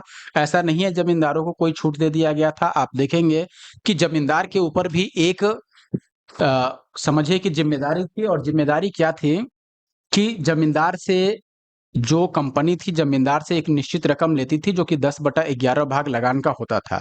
अब कोई जमींदार जब तक यह कर पाने में, यानी कि किसानों से वसूल कर और ब्रिटिश गवर्नमेंट को या फिर कंपनी को दे पाने में सक्षम था, तब तक ही जमींदारों का भूमि पर वास्तविक अधिकार रहता था। जैसे ही कोई जमींदार इसमें फेल होता था, यानी कि वो लगान एकत्र करके और कंपनी को देने में पीछे रह जाता था या नहीं कर पाता था, तो उसका अधिकार उससे छीन लिया जाता था। तो ऐसा नहीं है कि जमींदारों की स्थिति इसमें ठीक थी। दूसरी चीज कि जमींदारों के लिए कोई क्षेत्र यहाँ पर निर्धारित नहीं था। लगान रहित अनुदान कई सारे ऐसे थे, जैसे चरागाह की भूमि, प्रति इत्यादि। ये निर्धारित नहीं था कि कौन सा ऐसा भूमि है जिस पर लगान नहीं लेना है। और ये निर्धारित नहीं रहने के कारण ही कानूनी विवाद बढ़े, क्योंकि अब चरागाह की भूमि पर, प्रति भूमि पर आप खोजेंगे कि उस पर भी उतना ही लगान मिले जितना कि एक उपजाऊ भूमि पर मिलता है। तो ऐसा पॉसिबल नहीं था और ये सब कारण थे कानूनी विवाद बढ़ने के। और साथ ही साथ जमींदार और कृषक के बीच अनेक मध्यस्थों के कारण भी अधिक विवाद बढ़ गया था। और इसलिए आप देखेंगे कि ऑप्शन डी यहाँ पर सही है। सारी चीजें मैंने बता ही दी। चिर अस्थाई बंदोबस्त, चिर का अस्थाई का मतलब अस्थाई ही हुआ और बंदोबस्त तो वही है। 1793 के अंतर्गत जमींदारों से अपेक्षा की गई थी कि वे खेतिहरों को पट्टा जारी करेंगे और अनेक जमींदारों ने पट्टा जारी नहीं किए। इसका प्रमुख कारण क्या था? यानी कि जमींदारों को ऐसा बोला गया था कि देखिए जमींदार जो हैं वो खेतिहरों के लिए पट्टा जारी करें, लेकिन कई सारी जमींदारों ने ऐसा किया नहीं। इसका क्या कारण हो सकता है? पहला ऑप्शन है कि जमींदारों के ऊपर किसानों को का विश्वास था, यानी किसान विश्वास करते थे जमींदारों पर, ऐसा तो बिल्कुल था ही नहीं। दूसरा है जमींदारों के ऊपर कोई सरकारी नियंत्रण नहीं था और तीसरा ब्रिटिश सरकार की जिम्मेदारी थी। देखिए यह ब्रिटिश सरकार की जिम्मेदारी तो बिल्कुल नहीं थी क्योंकि पट्टा जारी करने का कार्य जमींदारों को सौंपा गया था। और अगला है खेतिहरों की दिलचस्पी पट्टा प्राप्त करने में नहीं थी। यहाँ खेतिहर यानी किसान की दिलचस्पी का कोई लेना देना नहीं था। किसान की दिलचस्पी को कोई ध्यान में नहीं रखता था, ना ही कंपनी और ना ही जमींदार, क्योंकि जमींदार के ऊपर तो प्रेशर होता था कंपनी का कि भाई वसूल के लाओ। तो जमींदार कैसे खेतिहरों की दिलचस्पी को ध्यान में रखेगा। और उसके बाद जो कंपनी थी उसको चाहिए था खेतिहरों से सीधे सीधे लगान, कि वो लगान दे पाए, तो इसलिए कंपनी भी उनकी दिलचस्पी में क्यों ध्यान देगी। तो यहाँ पर ऑप्शन बी बचता है इकलौता जो सही हो पाए, जमींदारों के ऊपर कोई सरकारी नियंत्रण नहीं था। तो ऑप्शन बी ही सही है। 1793 का जो अस्थाई बंदोबस्त था जो कॉर्नवालिस द्वारा लागू किया गया था, इसमें जमींदार जिन्हें भूमि स्वामी के रूप में मान्यता दी गई थी, उनको अपने भू राजस्व की वसूली कर उसका 1/11वां हिस्सा अपने पास रखना होता था और 10/11वां हिस्सा देना पड़ता था। और जमींदार जो है वो काश्तकारों से मनचाहा लगान वसूल करता था और समय से लगान न देने वाले काश्तकारों से जमीन भी वापस छीन ली जाती थी। तो आप देखेंगे यहाँ पर कि जमींदार, मैंने आपको अपने नोट्स में भी समझाया था कि जमींदार जो है, जमींदारों के लिए कोई रेट नहीं तय था। या फिर मान लो जमींदार अगर 100 रुपए वसूलता है और कंपनी को अगर 80 ही बताता है, तो इसमें कंपनी कैसे पता लगा पाएगी कि सही वसूली क्या हुआ, क्योंकि कंपनी कभी डायरेक्ट किसानों से कांटेक्ट करती नहीं थी उस समय, जब तक रैयत वाली व्यवस्था नहीं आया तब तक। तो इसलिए आप देखेंगे यहाँ पर कि एक तरह से आप समझिए जमींदारों के ऊपर कोई सरकारी नियंत्रण नहीं था। कभी उससे ये नहीं पूछा जाता था कि सही में कितना वसूला गया, कभी उसका इंस्पेक्शन नहीं होता था। आप यहाँ पर ये देख भी सकते हैं जमींदारों की दया पर निर्भर होता था काश्तकारों का, यानी कि भूमि जो भी उस समय जोत रहा था, जो किसान था, उस वो पूरी तरह से जमींदारों की दया पर ही चलता था और जमींदारों पर निश्चित रूप से कोई सरकारी नियंत्रण नहीं था। आगे बढ़ते हैं, आप देखेंगे यहाँ पर कि इसी के फलस्वरूप 1859 में बंगाल रेंट अधिनियम यानी कि द बंगाल रेंट एक्ट पारित होने के 3 दशक पहले कुछ जिलों में बंगाल बिहार की सीमा संथाल क्षेत्र में किसानों ने अपने अधिकारों की रक्षा के लिए हिंसा का सहारा भी लिया था। बाद में जब ये रेंट अधिनियम आया तब ये फिक्स हुआ। आप देखेंगे अगला सवाल है क्वेश्चन नंबर 13, बीपीएससी का ही सवाल है। बिहार में परमानेंट सेटलमेंट लागू करने का अधिकार किसे लागू करने का कारण क्या था? यानी कि बिहार में परमानेंट का मतलब अस्थाई हुआ और सेटलमेंट का मतलब बंदोबस्त। तो यहाँ पर अस्थाई बंदोबस्त की ही बात की जा रही है कि बिहार में अस्थाई बंदोबस्त लागू करने का क्या कारण हो सकता है, ये आपको बताना है। आपके पास ऑप्शन है जमींदारों का जमीन पर अधिकार न रहना, जमींदारों के लिए जमीन पर वंश परंपरागत अधिकार को स्वेच्छा से हस्तांतरित करने का अधिकार, या भू राजस्व का राजस्व निर्णय करना, या जमींदारी प्रथा का निर्मूलन। देखो परमानेंट सेटलमेंट में जमींदारी प्रथा ही थी एक तरह से, क्योंकि जमींदार तो थे ही, तो इसका निर्मूलन तो हुआ नहीं। भू राजस्व का राजस्व निर्णय करना, ये आंसर यहाँ पर पॉसिबल हो सकता है। जमींदारों के लिए जमीन पर वंश परंपरागत अधिकार को स्वेच्छा से हस्तांतरित करना, ये भी गलत है, क्योंकि आपने देखा पिछले किसी क्वेश्चन में मैंने बताया था कि ऐसा नहीं था कि जमींदार अपने मन से कुछ भी कर सकते थे। जमींदारों के ऊपर भी एक प्रेशर था। यदि वे 10/11 हिस्सा देने में लगान के रूप में फेल होते थे, तो उनसे जमींदारी छीन ली जाती थी। तो यहाँ पर ऐसा नहीं है कि ये वंश परंपरागत था कि एक जमींदार है तो उसके बेटे को भी जमींदार कहा जाएगा, ऐसा बिल्कुल नहीं था। और जमींदारों का जमीन पर अधिकार न रहना, इसका तो कोई लेना देना ही नहीं है। जमींदारों का जमीन पर अधिकार रहता था कब तक, जब तक कि वो 10/11 भाग कंपनी को दे पाते थे। तो यहाँ ऑप्शन सी निश्चित तौर पर इकलौता ऑप्शन है जो सही हो पाए। आप देख भी सकते हैं कि कॉर्नवालिस द्वारा आरंभ किया गया जो भू राजस्व व्यवस्था थी, जिसको 22 मार्च 1793 को अस्थाई बंदोबस्त के रूप में स्थापित किया गया, इस व्यवस्था को बिहार में लागू करने का मुख्य कारण कंपनी के लिए भू राजस्व की एक निश्चित राशि तय करना था, कि कंपनी को एक निश्चित राशि के रूप में भू राजस्व प्राप्त हो, कि ये फिक्स कर दिया गया था कि भाई अब जमींदार का कार्य था कि आपको निश्चित तौर पर 10/11 हिस्सा कंपनी को लाकर देना है देना है। अगला सवाल है डैश में, यहाँ पर रिक्त स्थानों को पूर्ति करनी है।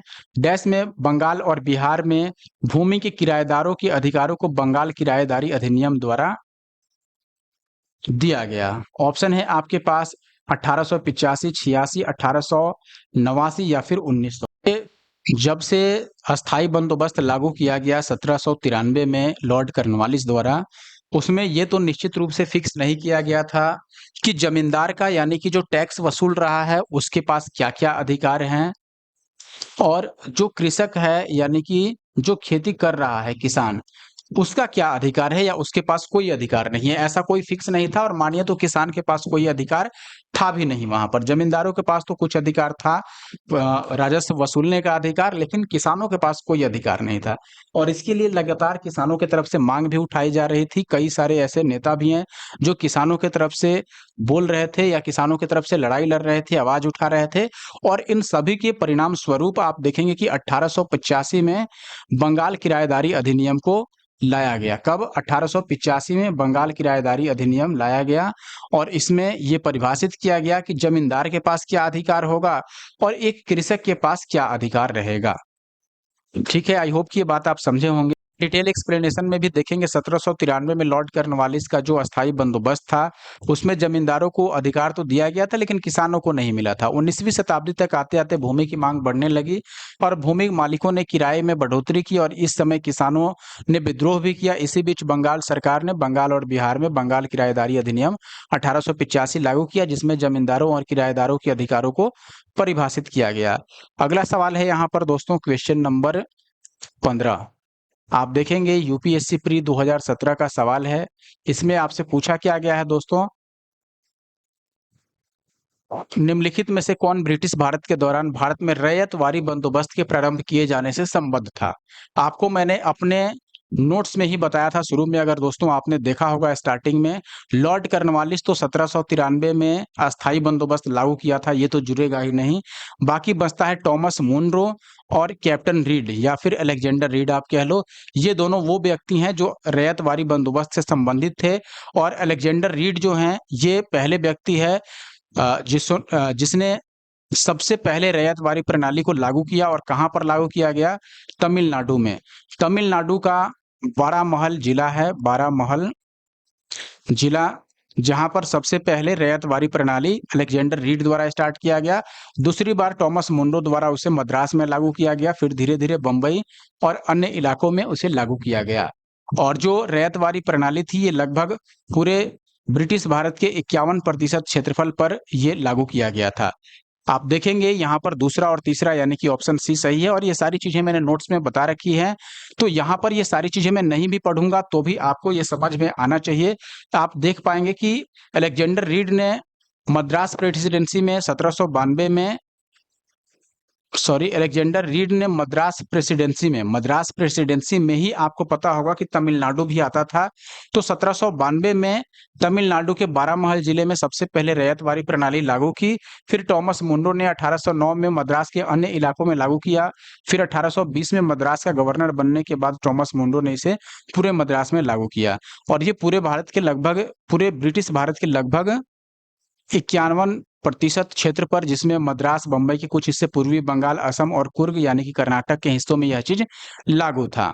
इस व्यवस्था में रैयतों को भूमि का मलिकाना हक दिया जाता था, यानी कि चूंकि मालिक रैयत ही थे किसान, तो उनको मलिकाना हक भी दिया जाता था, जिसके द्वारा ये प्रत्यक्ष रूप से सीधे या व्यक्तिगत रूप से राजस्व अदा करने के लिए उत्तरदायी थे, यानी कि ये खुद जाकर के अपना जो भी राजस्व की राशि थी वो कंपनी को दे सकते थे। 1835 के बाद जी विंगेट और एच ई गोल्ड स्मिथ द्वारा इस व्यवस्था में और सुधार किए गए। सवाल है रैयतवारी व्यवस्था सबसे पहले कहाँ लागू की गई? मैंने बता ही दिया कि यह व्यवस्था सबसे पहले मद्रास में, और मद्रास में कहाँ? सबसे पहले तमिलनाडु के बारामहल जिले में इसको लागू किया गया था 1792 में।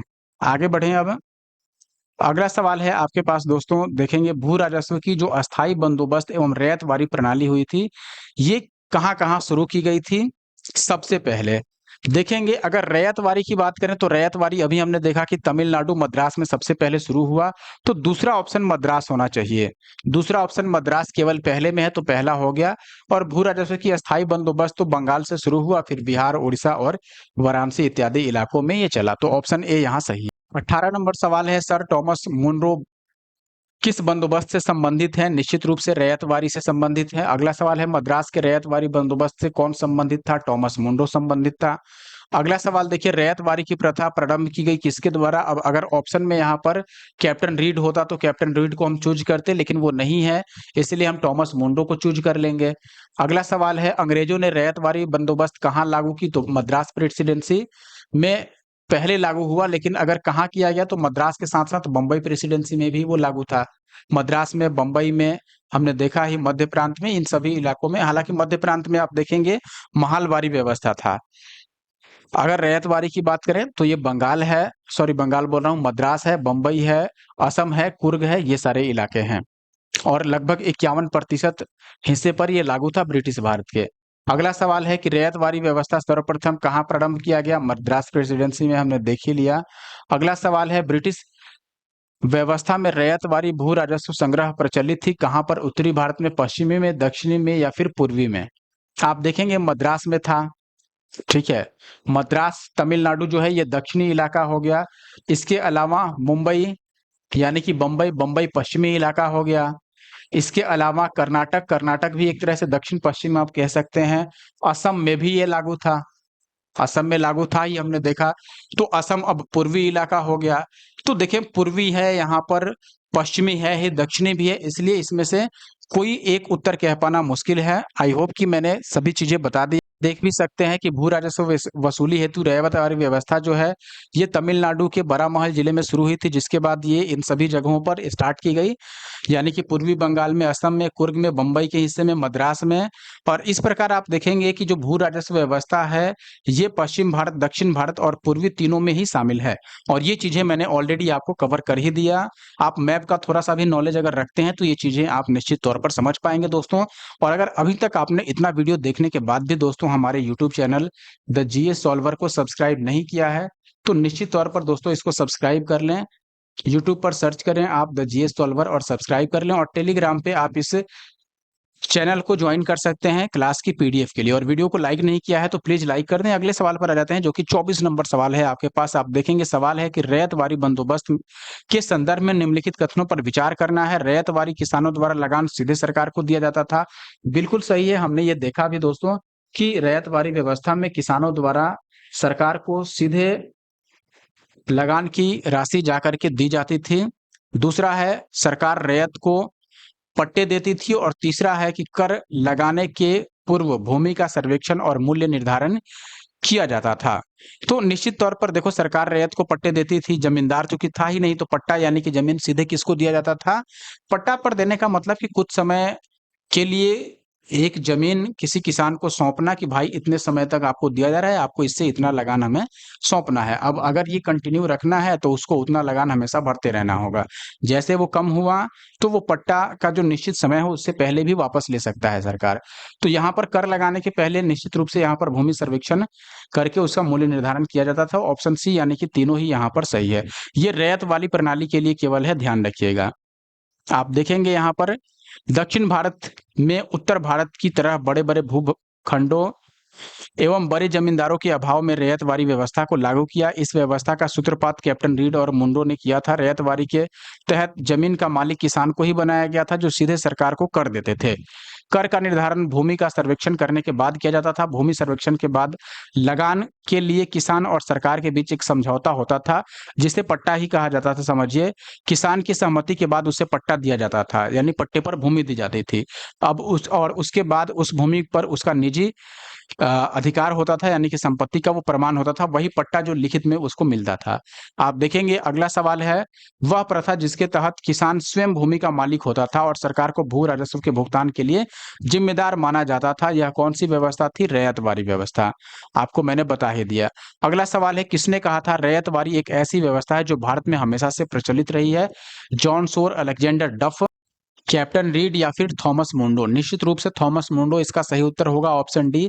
थॉमस मुंडो का ही यह कथन था दोस्तों कि जो यह व्यवस्था है रैयतवारी, यह एक ऐसी व्यवस्था है जो भारत में पहले से भी प्रचलित है, जैसे बटाई पर देने वाला सिस्टम पहले भी होता था, इसलिए टॉमस मुनरो का ऐसा मानना था। और ये सारी तमाम चीज़ें जो इसमें लिखी हैं, वो हम कई बार दोहरा चुके हैं, इसलिए मैं उसको नहीं पढ़ रहा हूँ। आई होप कि आप उसे ज़रूर पढ़ेंगे। अगला सवाल क्वेश्चन नंबर 27 है दोस्तों, नीचे देव कथन दिए गए हैं और जो कथन और कारण में हम करते हैं, हमें वही करना है यहाँ भी। आप देखेंगे, कथन है कि ब्रिटिश सरकार ने भारत के अलग-अलग भागों में भू राजस्व की अलग-अलग व्यवस्था लागू की थी। कारण है कि इससे भारतीय किसानों में अलग-अलग वर्ग बन गए। अब आपको बताना है कि दोनों में से कौन सही, कौन गलत है। पहला है कि ए सही और आर भी सही, और आर एक ही सही व्याख्या कर रहा है कि अलग-अलग भागों में अलग-अलग भू राजस्व की व्यवस्था लागू करने से भारत के अलग-अलग हिस्सों में किसानों के अलग-अलग वर्ग बन गए। दूसरा है आपके पास यूपीपीसीएस का सवाल है कि ए आर दोनों सही है, लेकिन आर एक ही सही व्याख्या नहीं करता है। देखिए, ये तो निश्चित तौर पर गलत है। आप यहाँ पर एक चीज समझ लीजिए दोनों दोस्तों, कि यहाँ पर कथन जो है वो भी सही है।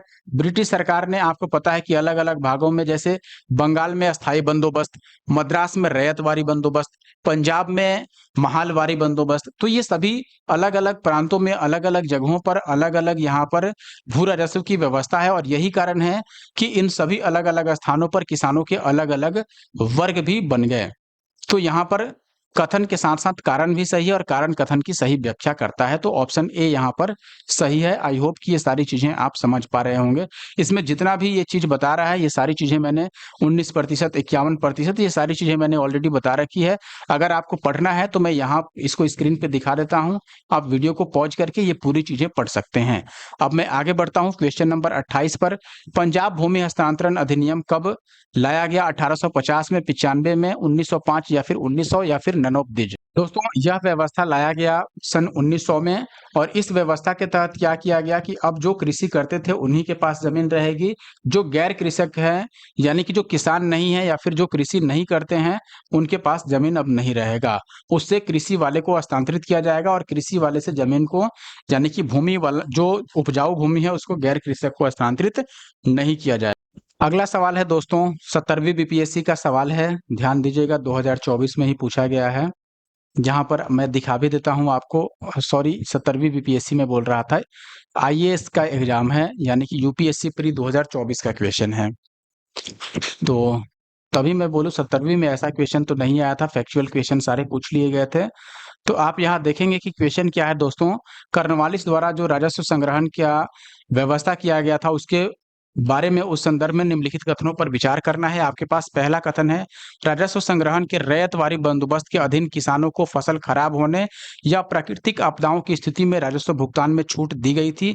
ध्यान रखिएगा, रैयतवारी बंदोबस्त की बात की गई थी, की जा रही है कि इस बंदोबस्त में किसानों को फसल खराब होने या प्राकृतिक आपदा की स्थिति में राजस्व भुगतान से छूट दी गई थी। दूसरा है, बंगाल अस्थायी बंदोबस्त के अधीन यदि जमींदार नियत तिथि पर या उससे पहले राज्य को राजस्व का भुगतान करने में विफल रहता, फेल हो जाता, तो उसकी जमींदारी चली जाती थी। दूसरा कथन तो यहाँ पर निश्चित तौर पर सही है दोस्तों, कि जब भी कोई जमींदार अगर कंपनी को सही समय पर राजस्व का भुगतान नहीं कर पाता था, तो उससे जमींदारी छीन ली जाती थी और ये दूसरे जमींदार को सौंप दिया जाता था। और ये मैंने अस्थाई बंदोबस्त में आपको बताया भी। साथ ही साथ ये भी बताया कि रैयतवारी बंदोबस्त में दोस्तों, किसानों को फसल खराब या प्राकृतिक आपदा की स्थिति में क्षति होने पर राजस्व भुगतान में कोई भी छूट नहीं दिया गया था। तो यहाँ पर ये गलत है, क्योंकि यहाँ पर कहा जा रहा था कि छूट दी गई है। तो केवल ऑप्शन बी होगा, यानी दूसरा सही है। आप डिटेल सॉल्यूशन में देख सकते हैं कि रैयतवारी बंदोबस्त के तहत व्यक्तिगत किसान सीधे सरकार को भू राजस्व चुकाने के लिए उत्तरदायी थे। फसल अगर खराब हो जाता है या प्राकृतिक आपदा की स्थिति में राजस्व भुगतान से कोई छूट नहीं दी गई थी। खराब फसलों या प्राकृतिक आपदाओं के लिए राजस्व भुगतान में कोई स्पष्ट छूट या लगान में मुक्ति नहीं दी जाती थी, बल्कि कभी-कभी कुछ राहत प्रदान की जाती थी और उनका लगान थोड़ा कम कर दिया जाता था। इसलिए पहला गलत है। अस्थाई बंदोबस्त के बारे में आपको पता है कि 1793 में लॉर्ड कॉर्नवालिस ने इसको बंगाल में पहले लागू किया, और ये सारी चीजें, इसमें जितनी भी चीजें ये बताई गई हैं, वो सारी ऑलरेडी मैंने डिस्कस कर दिया है, तो मुझे नहीं लगता है कि इसको और पढ़ना उचित होगा, टाइम वेस्ट करना होगा। आप ये पॉज करके पढ़ भी सकते हैं। अगला सवाल है, असम में सर्वप्रथम चाय कंपनी कब शुरू किया गया? निश्चित तौर पर 1839। याद रखिएगा, 1839 में असम में सबसे पहले चाय के लिए कंपनी की स्थापना की गई थी। कब? 1839 में। और यह कंपनी उस समय 5 लाख रुपए पूंजी के साथ इंग्लैंड में स्थापित की गई थी। देखिए ध्यान रखिएगा, असम में सर्वप्रथम चाय कंपनी की स्थापना 1839 में स्थापित की गई। यह कंपनी 5 लाख रुपए की पूंजी के साथ इंग्लैंड में स्थापित की गई थी तथा नाजीरा असम में इस कंपनी का मुख्यालय बना था। यानी कि 1839 में जो कंपनी बनाई गई थी, उसका मुख्यालय असम में था, क्योंकि यहाँ से चाय का एक तरह से कृषि किया जाता था या चाय उपजाया जाता था। लेकिन उसका जो कंपनी था एक्चुअल, वो इंग्लैंड में स्थापित हुआ था और असम में इसका मुख्यालय बनाया गया था। कंपनी का नाम था द असम कंपनी। ये भारत की सबसे पुरानी व्यावसायिक चाय कंपनी है, जो वर्तमान में भी कार्यरत है। ये ध्यान रखिए, अभी भी ये कंपनी चल रही है। अगला सवाल है, किसने महलवारी बंदोबस्त प्रणाली की शुरुआत की? तो हमने देखा था दोस्तों, ऑप्शन है आपके पास, हेस्टिंग्स कॉर्नवालिस ने तो अस्थाई बंदोबस्त लाया था, इसने कोई बंदोबस्त नहीं लाया। उपयुक्त में एक से अधिक होगा नहीं और कोई नहीं होगा नहीं, यहाँ होल्ट मैकेंजी। और ये मैंने अपने नोट्स में भी बताया कि होल्ट मैकेंजी वो व्यक्ति हैं जिन्होंने महालवारी व्यवस्था बंगाल में प्रारंभ की। आप देखेंगे यहाँ 1822 में होल्ट मैकेंजी ने बंगाल प्रेसिडेंसी के उत्तर पश्चिमी प्रांतों, जो वर्तमान में उत्तर प्रदेश का हिस्सा है, इसमें भू राजस्व की व्यवस्था की एक नई पद्धति, जिसको महालवारी व्यवस्था बोला जाता है, इस प्रणाली की शुरुआत की गई। बाद में ये मध्य प्रांत, साथ में पंजाब और दिल्ली के कुछ इलाकों में लागू हुआ। ये लगभग 30% भूभाग पर शामिल था इसमें, यानी ब्रिटिश भारत के लगभग 30% हिस्से पर महालवारी व्यवस्था लाया गया था। और महालवारी पद्धति में मैंने बता ही दिया कि जमींदारी और रैयतवारी दोनों ही मिला जुला इसमें शामिल था। और बंगाल शब्द का प्रयोग किया गया है, जो त्रुटिपूर्ण है, क्योंकि उसकी जगह पर बंगाल प्रेसिडेंसी कहा जाना चाहिए था। सही बात है, केवल बंगाल नहीं कहा के बंगाल प्रेसिडेंसी यहाँ पर कहा जाना चाहिए था। हालांकि ये बीपीएससी का सवाल है, 68वीं बीपीएससी का। और बिहार लोक सेवा आयोग ने भी अपने प्रारंभिक और संशोधित दोनों उत्तर पत्रकों में विकल्प सी को सही माना है। तो इस हिसाब से विकल्प सी सही माना जा सकता है, लेकिन बंगाल प्रेसिडेंसी होना चाहिए था निश्चित तौर पर। केवल बंगाल कहना कहीं से उचित नहीं है। आप देखेंगे अगला सवाल है आपके पास, क्वेश्चन नंबर 31। सूची 1 और 2 को सुमेलित करना है। इसमें एक तरफ है जजमानी, बाराबलूट, मिरासी, अडाडे, और इधर है उत्तर भारत, कर्नाटक, महाराष्ट्र और तमिलनाडु। ये आपको मिलान करना है। ऑप्शन आपके सामने है। अब देखिए सबसे पहले तो ये समझ लीजिए दोस्तों यहाँ पर कि दोनों में दिया क्या गया है। ये क्या है? ये एक तरह से प्रथा दिया गया है, जजमानी प्रथा, बाराबलूट प्रथा, मिरासी प्रथा, अडाडे प्रथा। और इधर आपको दिया गया है कि ये प्रथा किस इलाके से या फिर किस राज्य से संबंधित था। तो आप देखेंगे सबसे पहले जजमानी प्रथा। जजमानी प्रथा आप समझते हैं, जजमान किसको बोलते हैं? किसी कार्य के बदले में उनको कुछ दान दिया जाता है, तो ये जजमानी प्रथा होता है। जनरली जो पूजा पाठ कराते हैं उनके लिए ये इस्तेमाल होता है। और जजमानी प्रथा उत्तर भारत में कई जगहों पर देखने को मिलता है। तो ए को हम पहले से मिलाएंगे। फिर बारह बलूट। बारह बलूट होता क्या है? बारह बलूट होता है एक तरह से आप समझिए कि जैसे मान लीजिए धान की कटाई करनी है। मैं एक एग्जांपल के तौर पर बताता हूं।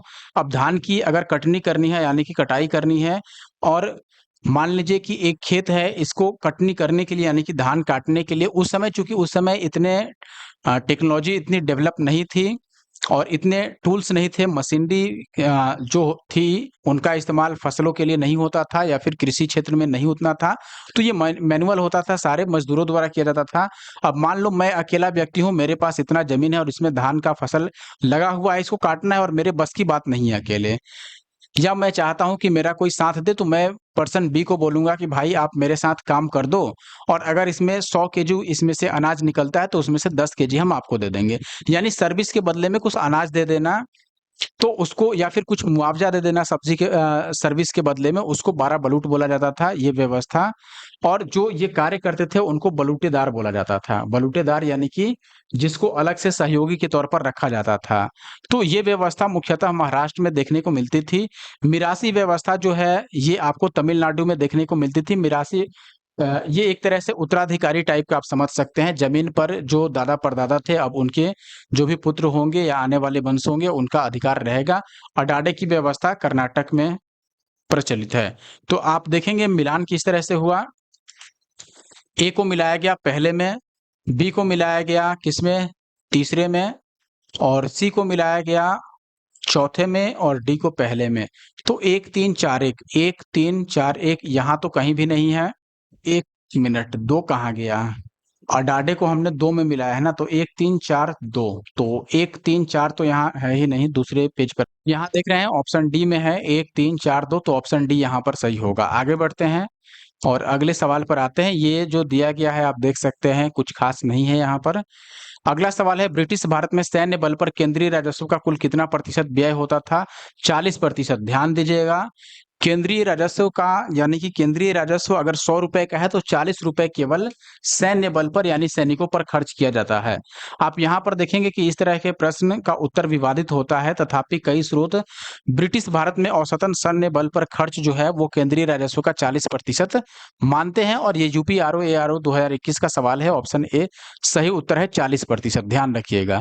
अगला सवाल दादा भाई नौरोजी से संबंधित है। यूपीएससी प्री का क्वेश्चन है, 1793 में, सॉरी 1993 में पूछा गया है। समझ सकते हैं 1993 में ऐसे क्वेश्चन आते थे। आज के कई सारे ऐसे लोग हैं अभी जो यूपीएससी क्लियर कर चुके होंगे, या तैयारी आप में से जो लोग करते हैं, कई सारे लोग 1993 उनका डेट ऑफ बर्थ भी रहा होगा। क्वेश्चन है, दादा भाई नौरोजी द्वारा प्रतिपादित अपवाह सिद्धांत यानी कि ड्रेन थ्योरी की सही परिभाषा नीचे में किस कथन में आती है? पहला है देश के संसाधनों का, यानी कि अपवाह सिद्धांत का सही मतलब आपसे पूछा जा रहा है। पहला है देश के संसाधनों का उपयोग ब्रिटेन के हित में किया जा रहा था, बिल्कुल नहीं।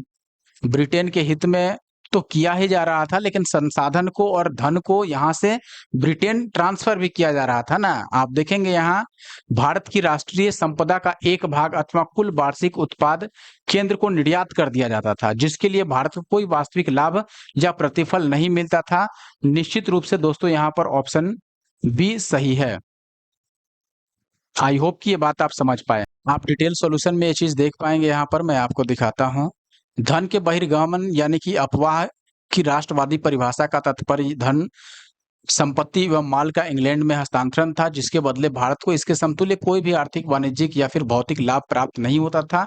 और ये सारी चीजें मैंने आपको अपने नोट्स में स्टार्टिंग में ही बता दिया। अपवाह सिद्धांत के इसी अप्रतिफलित निर्यात पर बल दिया गया। दादा भाई नौरोजी धन के बहिर्गमन सिद्धांत के सबसे पहले और सबसे प्रमुख प्रतिपादक थे। उन्होंने अपने लेखों, कई सारे इनकी प्रमुख पुस्तकें हैं, poverty and un British rule in India, the wants and means of India, on the commerce of India, इन सभी के माध्यम से इन्होंने अपवाह सिद्धांत का प्रतिपादन के पास निम्न में से किसने निकास के सिद्धांत का प्रतिपादन किया था? निकास के सिद्धांत का मतलब धन का बहिर्गमन सिद्धांत यानी ड्रेन थ्योरी, ये किसने दिया था? दादा भाई नौरोजी ने। ये बहुत अच्छे से मैंने आपको नोट्स में भी बता रखा है। अगला सवाल है आपके पास कि अंग्रेजों के शासन, ये देखिए ये क्वेश्चन दो दो बार रिपीट हो चुका है। अंग्रेजों के शासन काल में भारत के आर्थिक दोहन के सिद्धांत का प्रतिपादन किसने किया था? दादा भाई नौरोजी। आर्थिक दोहन यानी इकोनॉमिक को खोखला करने वाला, इकोनॉमिक ड्रेन थ्योरी मैंने पहले बता ही दिया है। अगला सवाल आप देखेंगे कथन और कारण वाला है। यहाँ पर आपको अभिकथन दिया गया है, ब्रिटिश काल में सामान्यतः भारत का व्यापार संतुलन अनुकूल था। कारण है इसका या फिर कथन है, धन की निकासी का स्वरूप अप्रतिफलित निर्यात था। देखिए अभिकथन जो है वो तो सही है, ब्रिटिश काल में भारत का व्यापार संतुलन अनुकूल था, ये बात सही है।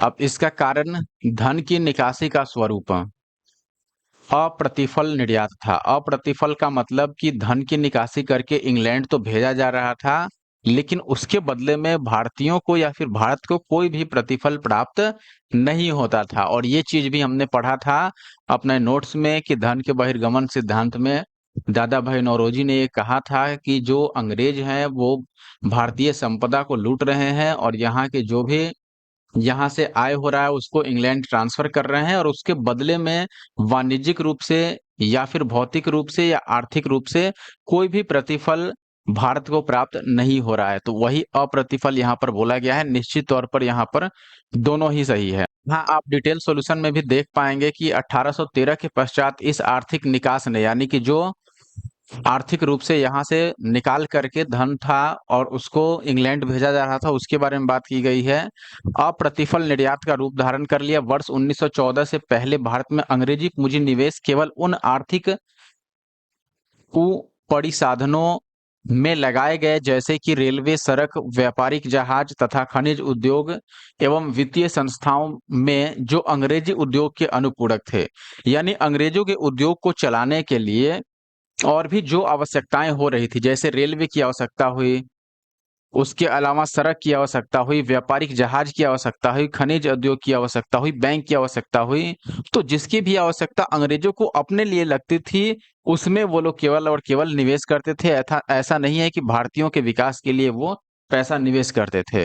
भारतीय औद्योगिक विकास के लिए कोई स्थान नहीं था। अब देख रहे हैं ना, दादा भाई नौरोजी ने धन के निकास को अनिष्टों का अनिष्ट यानी एविल ऑफ ऑल एविल्स की संज्ञा दी।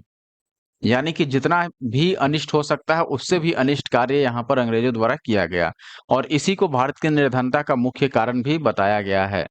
अगला सवाल आप देखेंगे, फिर से उसी टॉपिक से रिलेटेड है। कौन भारत में उपनिवेशवाद के आर्थिक आलोचक थे? दादा भाई नौरोजी, जी सुब्रमण्यम अय्यर, या फिर आर.सी. दत्त। यहाँ पर निश्चित रूप से तीनों ही व्यक्ति आर्थिक आलोचक थे, और इसलिए ऑप्शन डी सही होगा। आप यहाँ पर डिटेल में भी देख सकते हैं।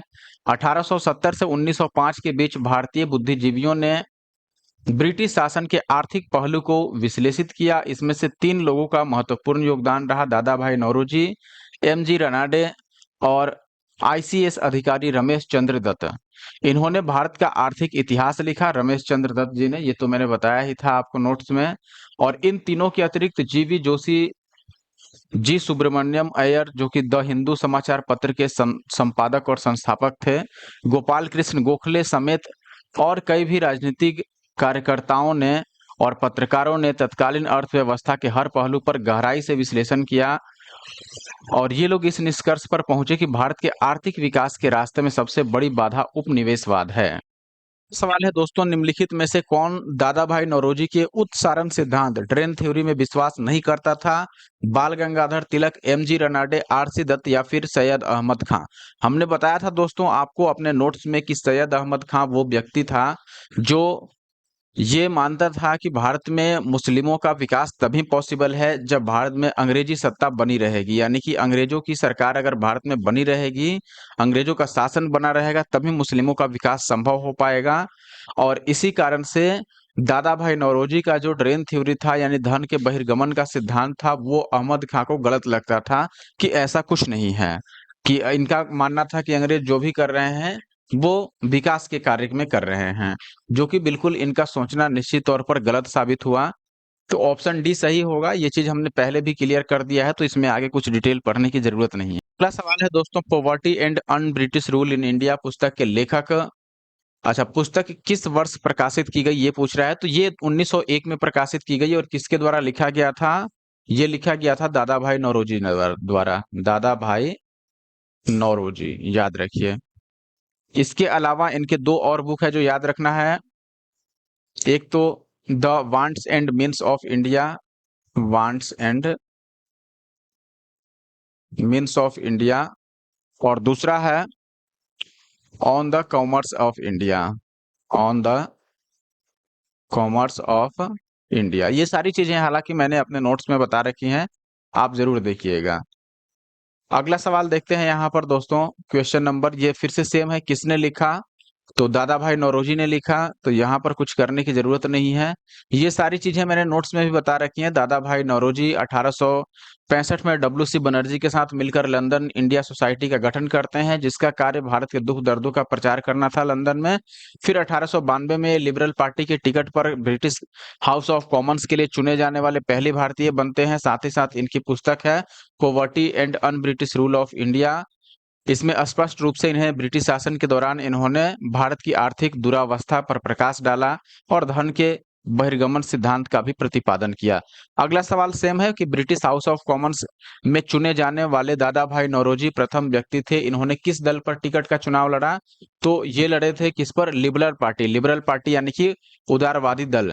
मैंने पढ़ाया भी था कि ये लिबरल पार्टी की तरफ से उनके टिकट पर ये ब्रिटिश हाउस ऑफ कॉमन्स के लिए चुनाव लड़े थे। अगला है, ब्रिटिश शासन के समय अर्थव्यवस्था को खोखला करने यानी इकोनॉमिक ड्रेन के सिद्धांत के बारे में पुस्तक किसने लिखा? दादा भाई नौरोजी ने लिखा। तो ये सारी चीजें ऑलरेडी जो हम पढ़ चुके हैं, वो मैं जल्दी कवर करके आगे बढ़ रहा हूँ। अगला सवाल है दोस्तों, अनुद्योगीकरण के संदर्भ में निम्नलिखित में से कौन सा कथन सही है? यह प्रक्रिया 1813 में शुरू हुई। ईस्ट इंडिया कंपनी के व्यापारिक एकाधिकारों को समाप्ति ने इस प्रक्रिया को तेज किया? देखिए, ईस्ट इंडिया कंपनी का जो व्यापारिक एकाधिकार था, उसको समाप्त किया गया था 1813 के एक्ट में। आपको याद होगा जो 1813 का चार्टर एक्ट था उसमें। और इसके बाद ये नियम लाया गया कि कोई भी अंग्रेज व्यक्ति, कोई भी अंग्रेज जो होगा, वो सामान्य तौर पर आकर के और भारत में अपना व्यापार कर सकता है। यानी कि पहले था कि कंपनी की तरफ से जो पर्सन आते थे वही व्यापार करते थे, तो कंपनी का एकाधिकार था कि कंपनी ही चाहेगी तो व्यापार पॉसिबल हो पाएगा। लेकिन जब कंपनी का एकाधिकार खत्म हुआ तो कोई भी आकर के यहाँ पर भारत में व्यापार कर सकता था, कोई भी अंग्रेज। अब निश्चित तौर पर यहाँ पर दोस्तों दोनों ही कथन सही है। सही होने का कारण है कि देखिए, डी इंडस्ट्रियलाइजेशन के बारे में बात कर रहा है। सबसे पहले तो आपको पता होगा कि 1813 से पहले भारत में कंपनी का ही केवल अधिकार था व्यापार करने का। लेकिन जब 1813 के चार्टर्ड एक्ट द्वारा कंपनी का व्यापारिक एकाधिकार खत्म किया गया, उस समय देखिए, ये तो सही है कि व्यापारिक एकाधिकार इसकी समाप्ति कर दी गई। और जब व्यापारिक एकाधिकार समाप्त होगा तो निश्चित रूप से और भी जो औद्योगिक छोटे छोटे लघु उद्योग वाले लोग हैं वो भी अब उभर के आएंगे, क्योंकि पहले तो उनके पास कोई मौका नहीं था लेकिन अब मौका है। तो निश्चित तौर पर जब एकाधिकार समाप्त हुआ तो ये प्रक्रिया जो थी अनौद्योगिकरण की, ये और तेज हो गई। और ये शुरू कब हुई? 1813 में ही, क्योंकि 1813 के चार्टर्ड एक्ट द्वारा ही ये एकाधिकार समाप्त किया गया था। तो यहाँ पर दोनों ही कथन सही माना जाएगा। आप ये डिटेल में भी देख सकते हैं कि 1813 के चार्टर्ड एक्ट द्वारा कंपनी का भारतीय व्यापार पर एकाधिकार समाप्त कर दिया गया, जिससे भारत में अनुद्योगीकरण की प्रक्रिया स्टार्ट हुई। और इससे ब्रिटेन की समस्त प्रजा को पूर्वी विश्व के साथ, ब्रिटेन की समस्त प्रजा का मतलब पूरे इंग्लैंड वासी को, पूरे अंग्रेजों को पूर्वी विश्व के साथ व्यापार करने की अनुमति प्राप्त हो गई। और यह औद्योगिक क्रांति को विस्तार देने के लिए ही किया गया था। आगे देखिए, अगला सवाल है क्वेश्चन नंबर 44 आपके पास। इसमें पूछा गया है आपसे, दादा भाई नौरोजी की भारतीय राष्ट्रीय आंदोलन को सर्वाधिक प्रभावी देन थी। अब इसमें से क्या? दादा भाई नौरोजी ने भारतीय राष्ट्रीय आंदोलन को प्रभावित करने के लिए सबसे अधिक उनका कौन सा कथन प्रचलित है? उन्होंने इस बात को अभिव्यक्त किया कि ब्रिटेन भारत का आर्थिक शोषण कर रहा है। ये तो सही है, उन्होंने ये बताया है कि ब्रिटेन भारत का आर्थिक शोषण कर रहा है और यहाँ के जो भी गुड्स हैं, धन है, वो भारत से बाहर ले जाया जा रहा है और उसके बदले भारत को कोई कुछ प्राप्त भी नहीं हो रहा है। दूसरा ऑप्शन है आपके पास, दूसरा कथन, उन्होंने प्राचीन भारतीय ग्रंथों की व्याख्या की। निश्चित तौर पर नहीं, वो इकोनॉमिस्ट थे एक, और अर्थशास्त्री होने के कारण, चूंकि अर्थशास्त्र से रिलेटेड कई सारे उन्होंने बुक्स लिखी, भारत का अर्थशास्त्र के इतिहास से संबंधित कई सारी चीजें समझाया, लोगों को जागरूक किया, तो वो प्राचीन ग्रंथों से रिलेटेड तो नहीं थे। और तीसरा है, उन्होंने सभी सामाजिक बुराइयों का निराकरण करने की आवश्यकता पर सर्वोपरि जोर दिया। ये भी नहीं हुआ, क्योंकि सामाजिक बुराइयों पर उन्होंने ध्यान दिया।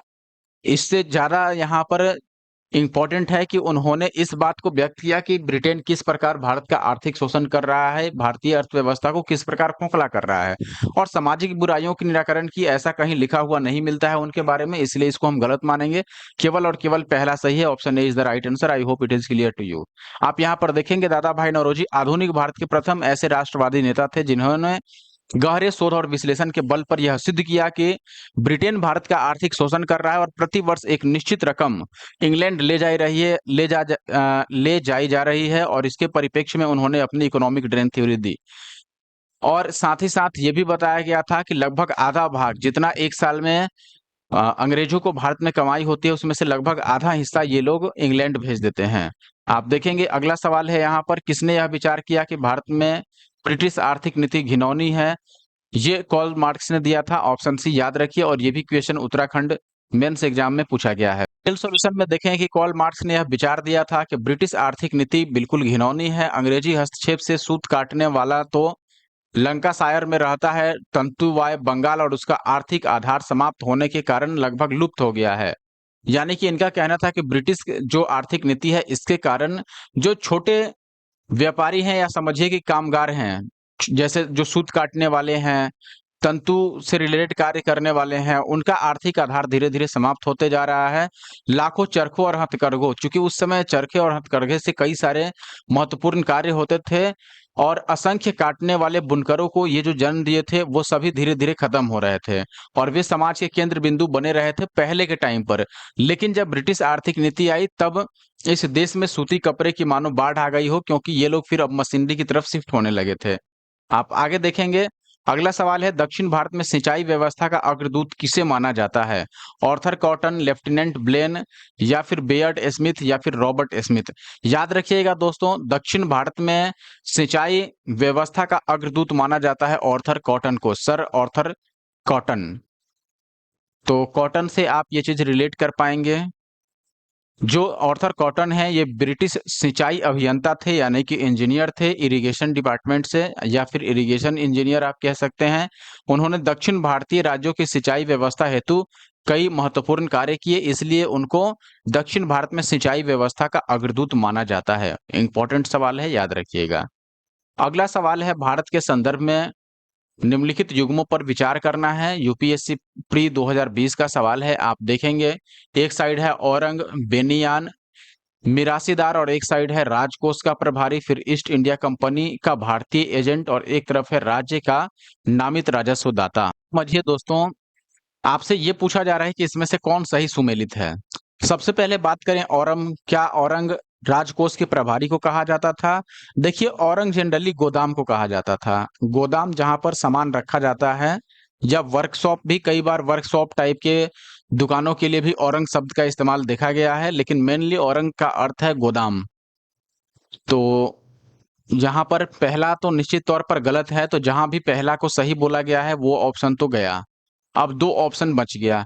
बेनियान, बेनियान एक्चुअली बनिया का ही रूप है, पुराना रूप। तो बनिया आप समझते हैं उस समय बनिया का कार्य क्या था, ईस्ट इंडिया कंपनी के एजेंट के रूप में ये लोग काम कर रहे थे, यानी कि जो एजेंट का मतलब क्या, बिचौलिया का काम करना एक तरह से।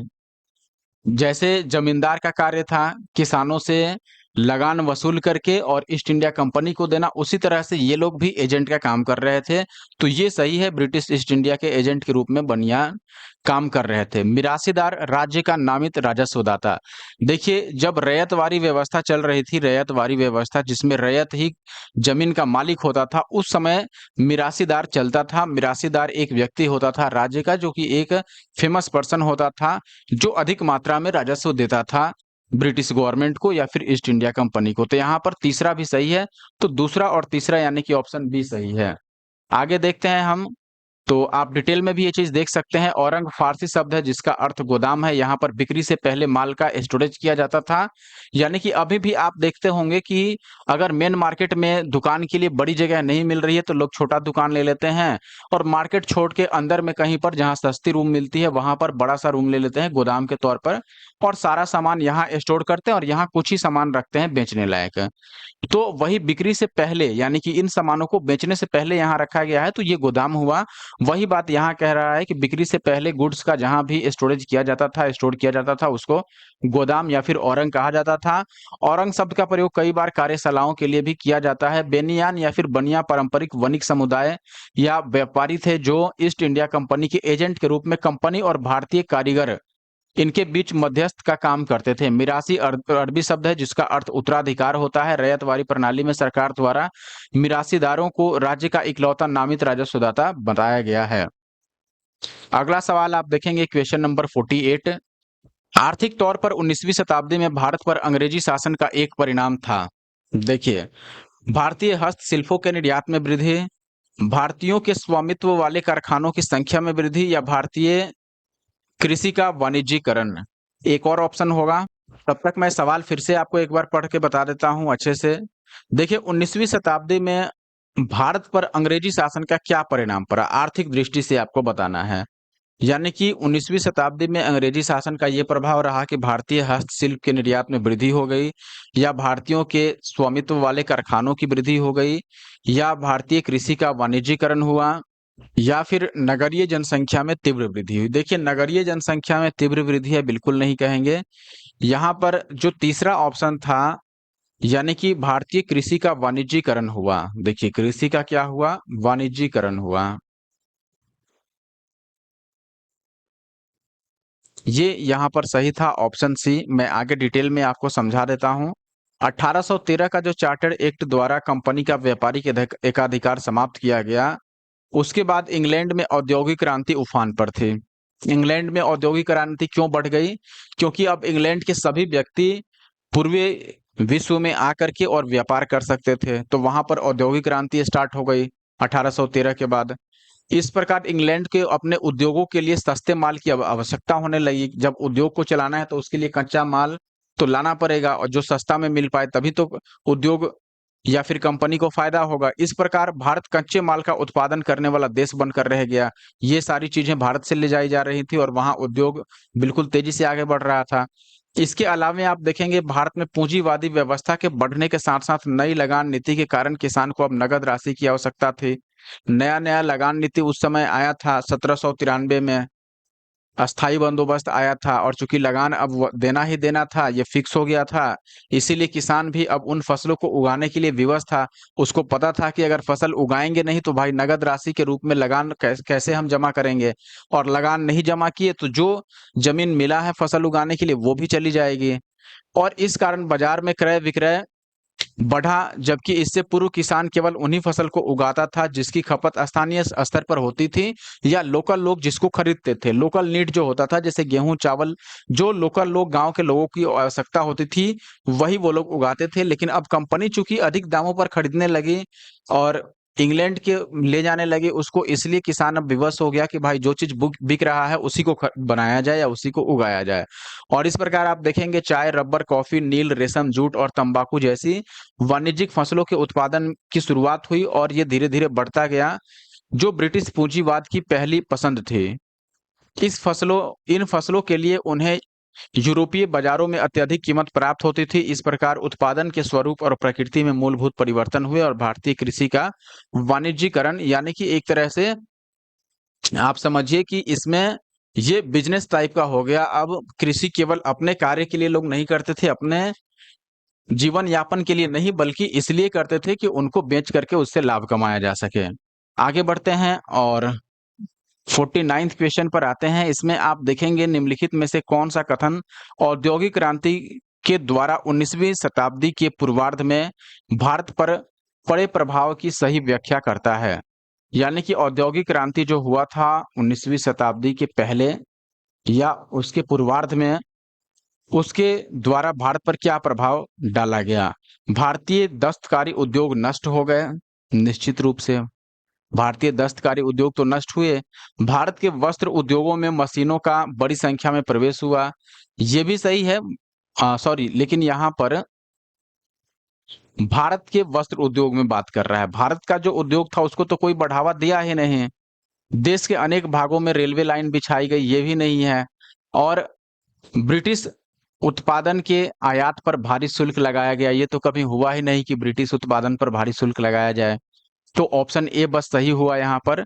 आप डिटेल में भी देख सकते हैं दोस्तों, यहाँ पर क्या है कि 19वीं शताब्दी में औद्योगिक क्रांति जो हुआ उसके फलस्वरूप भारतीय कुटीर उद्योग पर बुरा प्रभाव पड़ा। इस युग को भारत में अनौद्योगिकरण का काल कहते हैं, यानी कि ये इंग्लैंड में तो औद्योगिकरण का काल रहा लेकिन भारत में ये अनौद्योगिकरण का काल रहा। इसकी कई सारी नीतियां उत्तरदायी इसके लिए हैं, जैसे देखेंगे भारत पर मुक्त व्यापार नीति को लागू करना, यानी कि कंपनी का एकाधिकार समाप्त करना, भारतीय माल पर अत्यधिक चुंगी यानी कि कर लगाना। भारतीय जो माल था उस पर ब्रिटेन में अधिक टैक्स लगाया जा रहा था, इस कारण से भारतीयों को काफी नुकसान हो रहा था। ब्रिटिश कंपनी द्वारा भारत से कच्चे माल का निर्यात करना, यानी भारत में जो कच्चा माल बनता था वो ब्रिटिश कंपनी ले जाती थी। इसके अलावा रेल मार्गों का जो विकास हुआ, विदेशी निर्माताओं को उद्योग लगाने के लिए विशेष सुविधाएं दी गई। विदेशी निर्माताओं को ध्यान दीजिएगा, भारत में उद्योग लगाने के लिए विशेष सुविधाएं प्रदान की गई उस समय। और इन सभी कारणों से भारतीय परंपरागत जो दस्तकारी उद्योग था, जैसे हथकरघा हो गया, आपका चरखा हो गया, ये पूरी तरीके से नष्ट हो गया। और इस संबंध में कार्ल मार्क्स ने लिखा भी है, जो आपने देखा था पहले, कि यह अंग्रेज घुसपैठिया था जिसने भारतीय खड्डी को तोड़ दिया, चरखे का नाश कर दिया। जो देश सूती वस्त्रों के लिए जाना जाता था उसे सूती वस्त्रों से ही अब भर दिया, चूंकि मशीनीकरण हो गया। अब आगे बढ़ते हैं, कुछ ही सवाल बच गए हैं। अब सवाल देखिए यहाँ पर, भारतीय सॉरी, भारतीय नहीं, यहाँ पर सवाल है poverty and un British rule in India 1901 में किसके द्वारा प्रकाशित की गई। 70वीं बीपीएससी का सवाल है 2024 का, निश्चित रूप से दादा भाई नौरोजी द्वारा प्रकाशित की गई थी, ये तो मैंने बता ही दिया। अगला सवाल फिर से 70वीं बीपीएससी का है, किसने बंगाल में चिरस्थायी बंदोबस्त प्रणाली शुरू की। चिरस्थायी का मतलब वही अस्थायी बंदोबस्त से है, तो बंगाल में अस्थायी बंदोबस्त किसने शुरू किया था, लॉर्ड कॉर्नवालिस ने। कब किया था, 1793 में किया। ये भी आप याद रख सकते हैं कि ये जो है वो कुल ब्रिटिश क्षेत्रफल का या ब्रिटिश भारत के क्षेत्र के 19% भाग पर लागू था, और इसमें 10/11 भाग लगान का किसको देना था, कंपनी को, और 1/11 भाग जमींदार के पास रहता था, अपने काम के बदले वे रख सकते थे 1/11 भाग। तो ये इस वीडियो का आखिरी क्वेश्चन था, लास्ट क्वेश्चन था। आई होप कि आपको वीडियो पसंद आया होगा दोस्तों। अगर वीडियो पसंद आया है तो वीडियो को लाइक करना बिल्कुल भी ना भूलें दोस्तों, और साथ ही साथ वीडियो को शेयर भी कीजिए अपने दोस्तों के साथ। कमेंट नहीं किए हैं तो प्लीज़ कमेंट जरूर कर दीजिए जितने भी लोग देख रहे हैं। और अगर आप हमारे YouTube channel the GS solver पे नए हैं तो the GS solver YouTube channel को जरूर सब्सक्राइब कर लें, और टेलीग्राम ग्रुप चैनल को भी ज्वाइन करें इस क्लास की पीडीएफ प्राप्त करने के लिए। आई होप कि ये वीडियो आप लाइक कर चुके होंगे। मिलते हैं नेक्स्ट वीडियो में। Thank you for watching the video.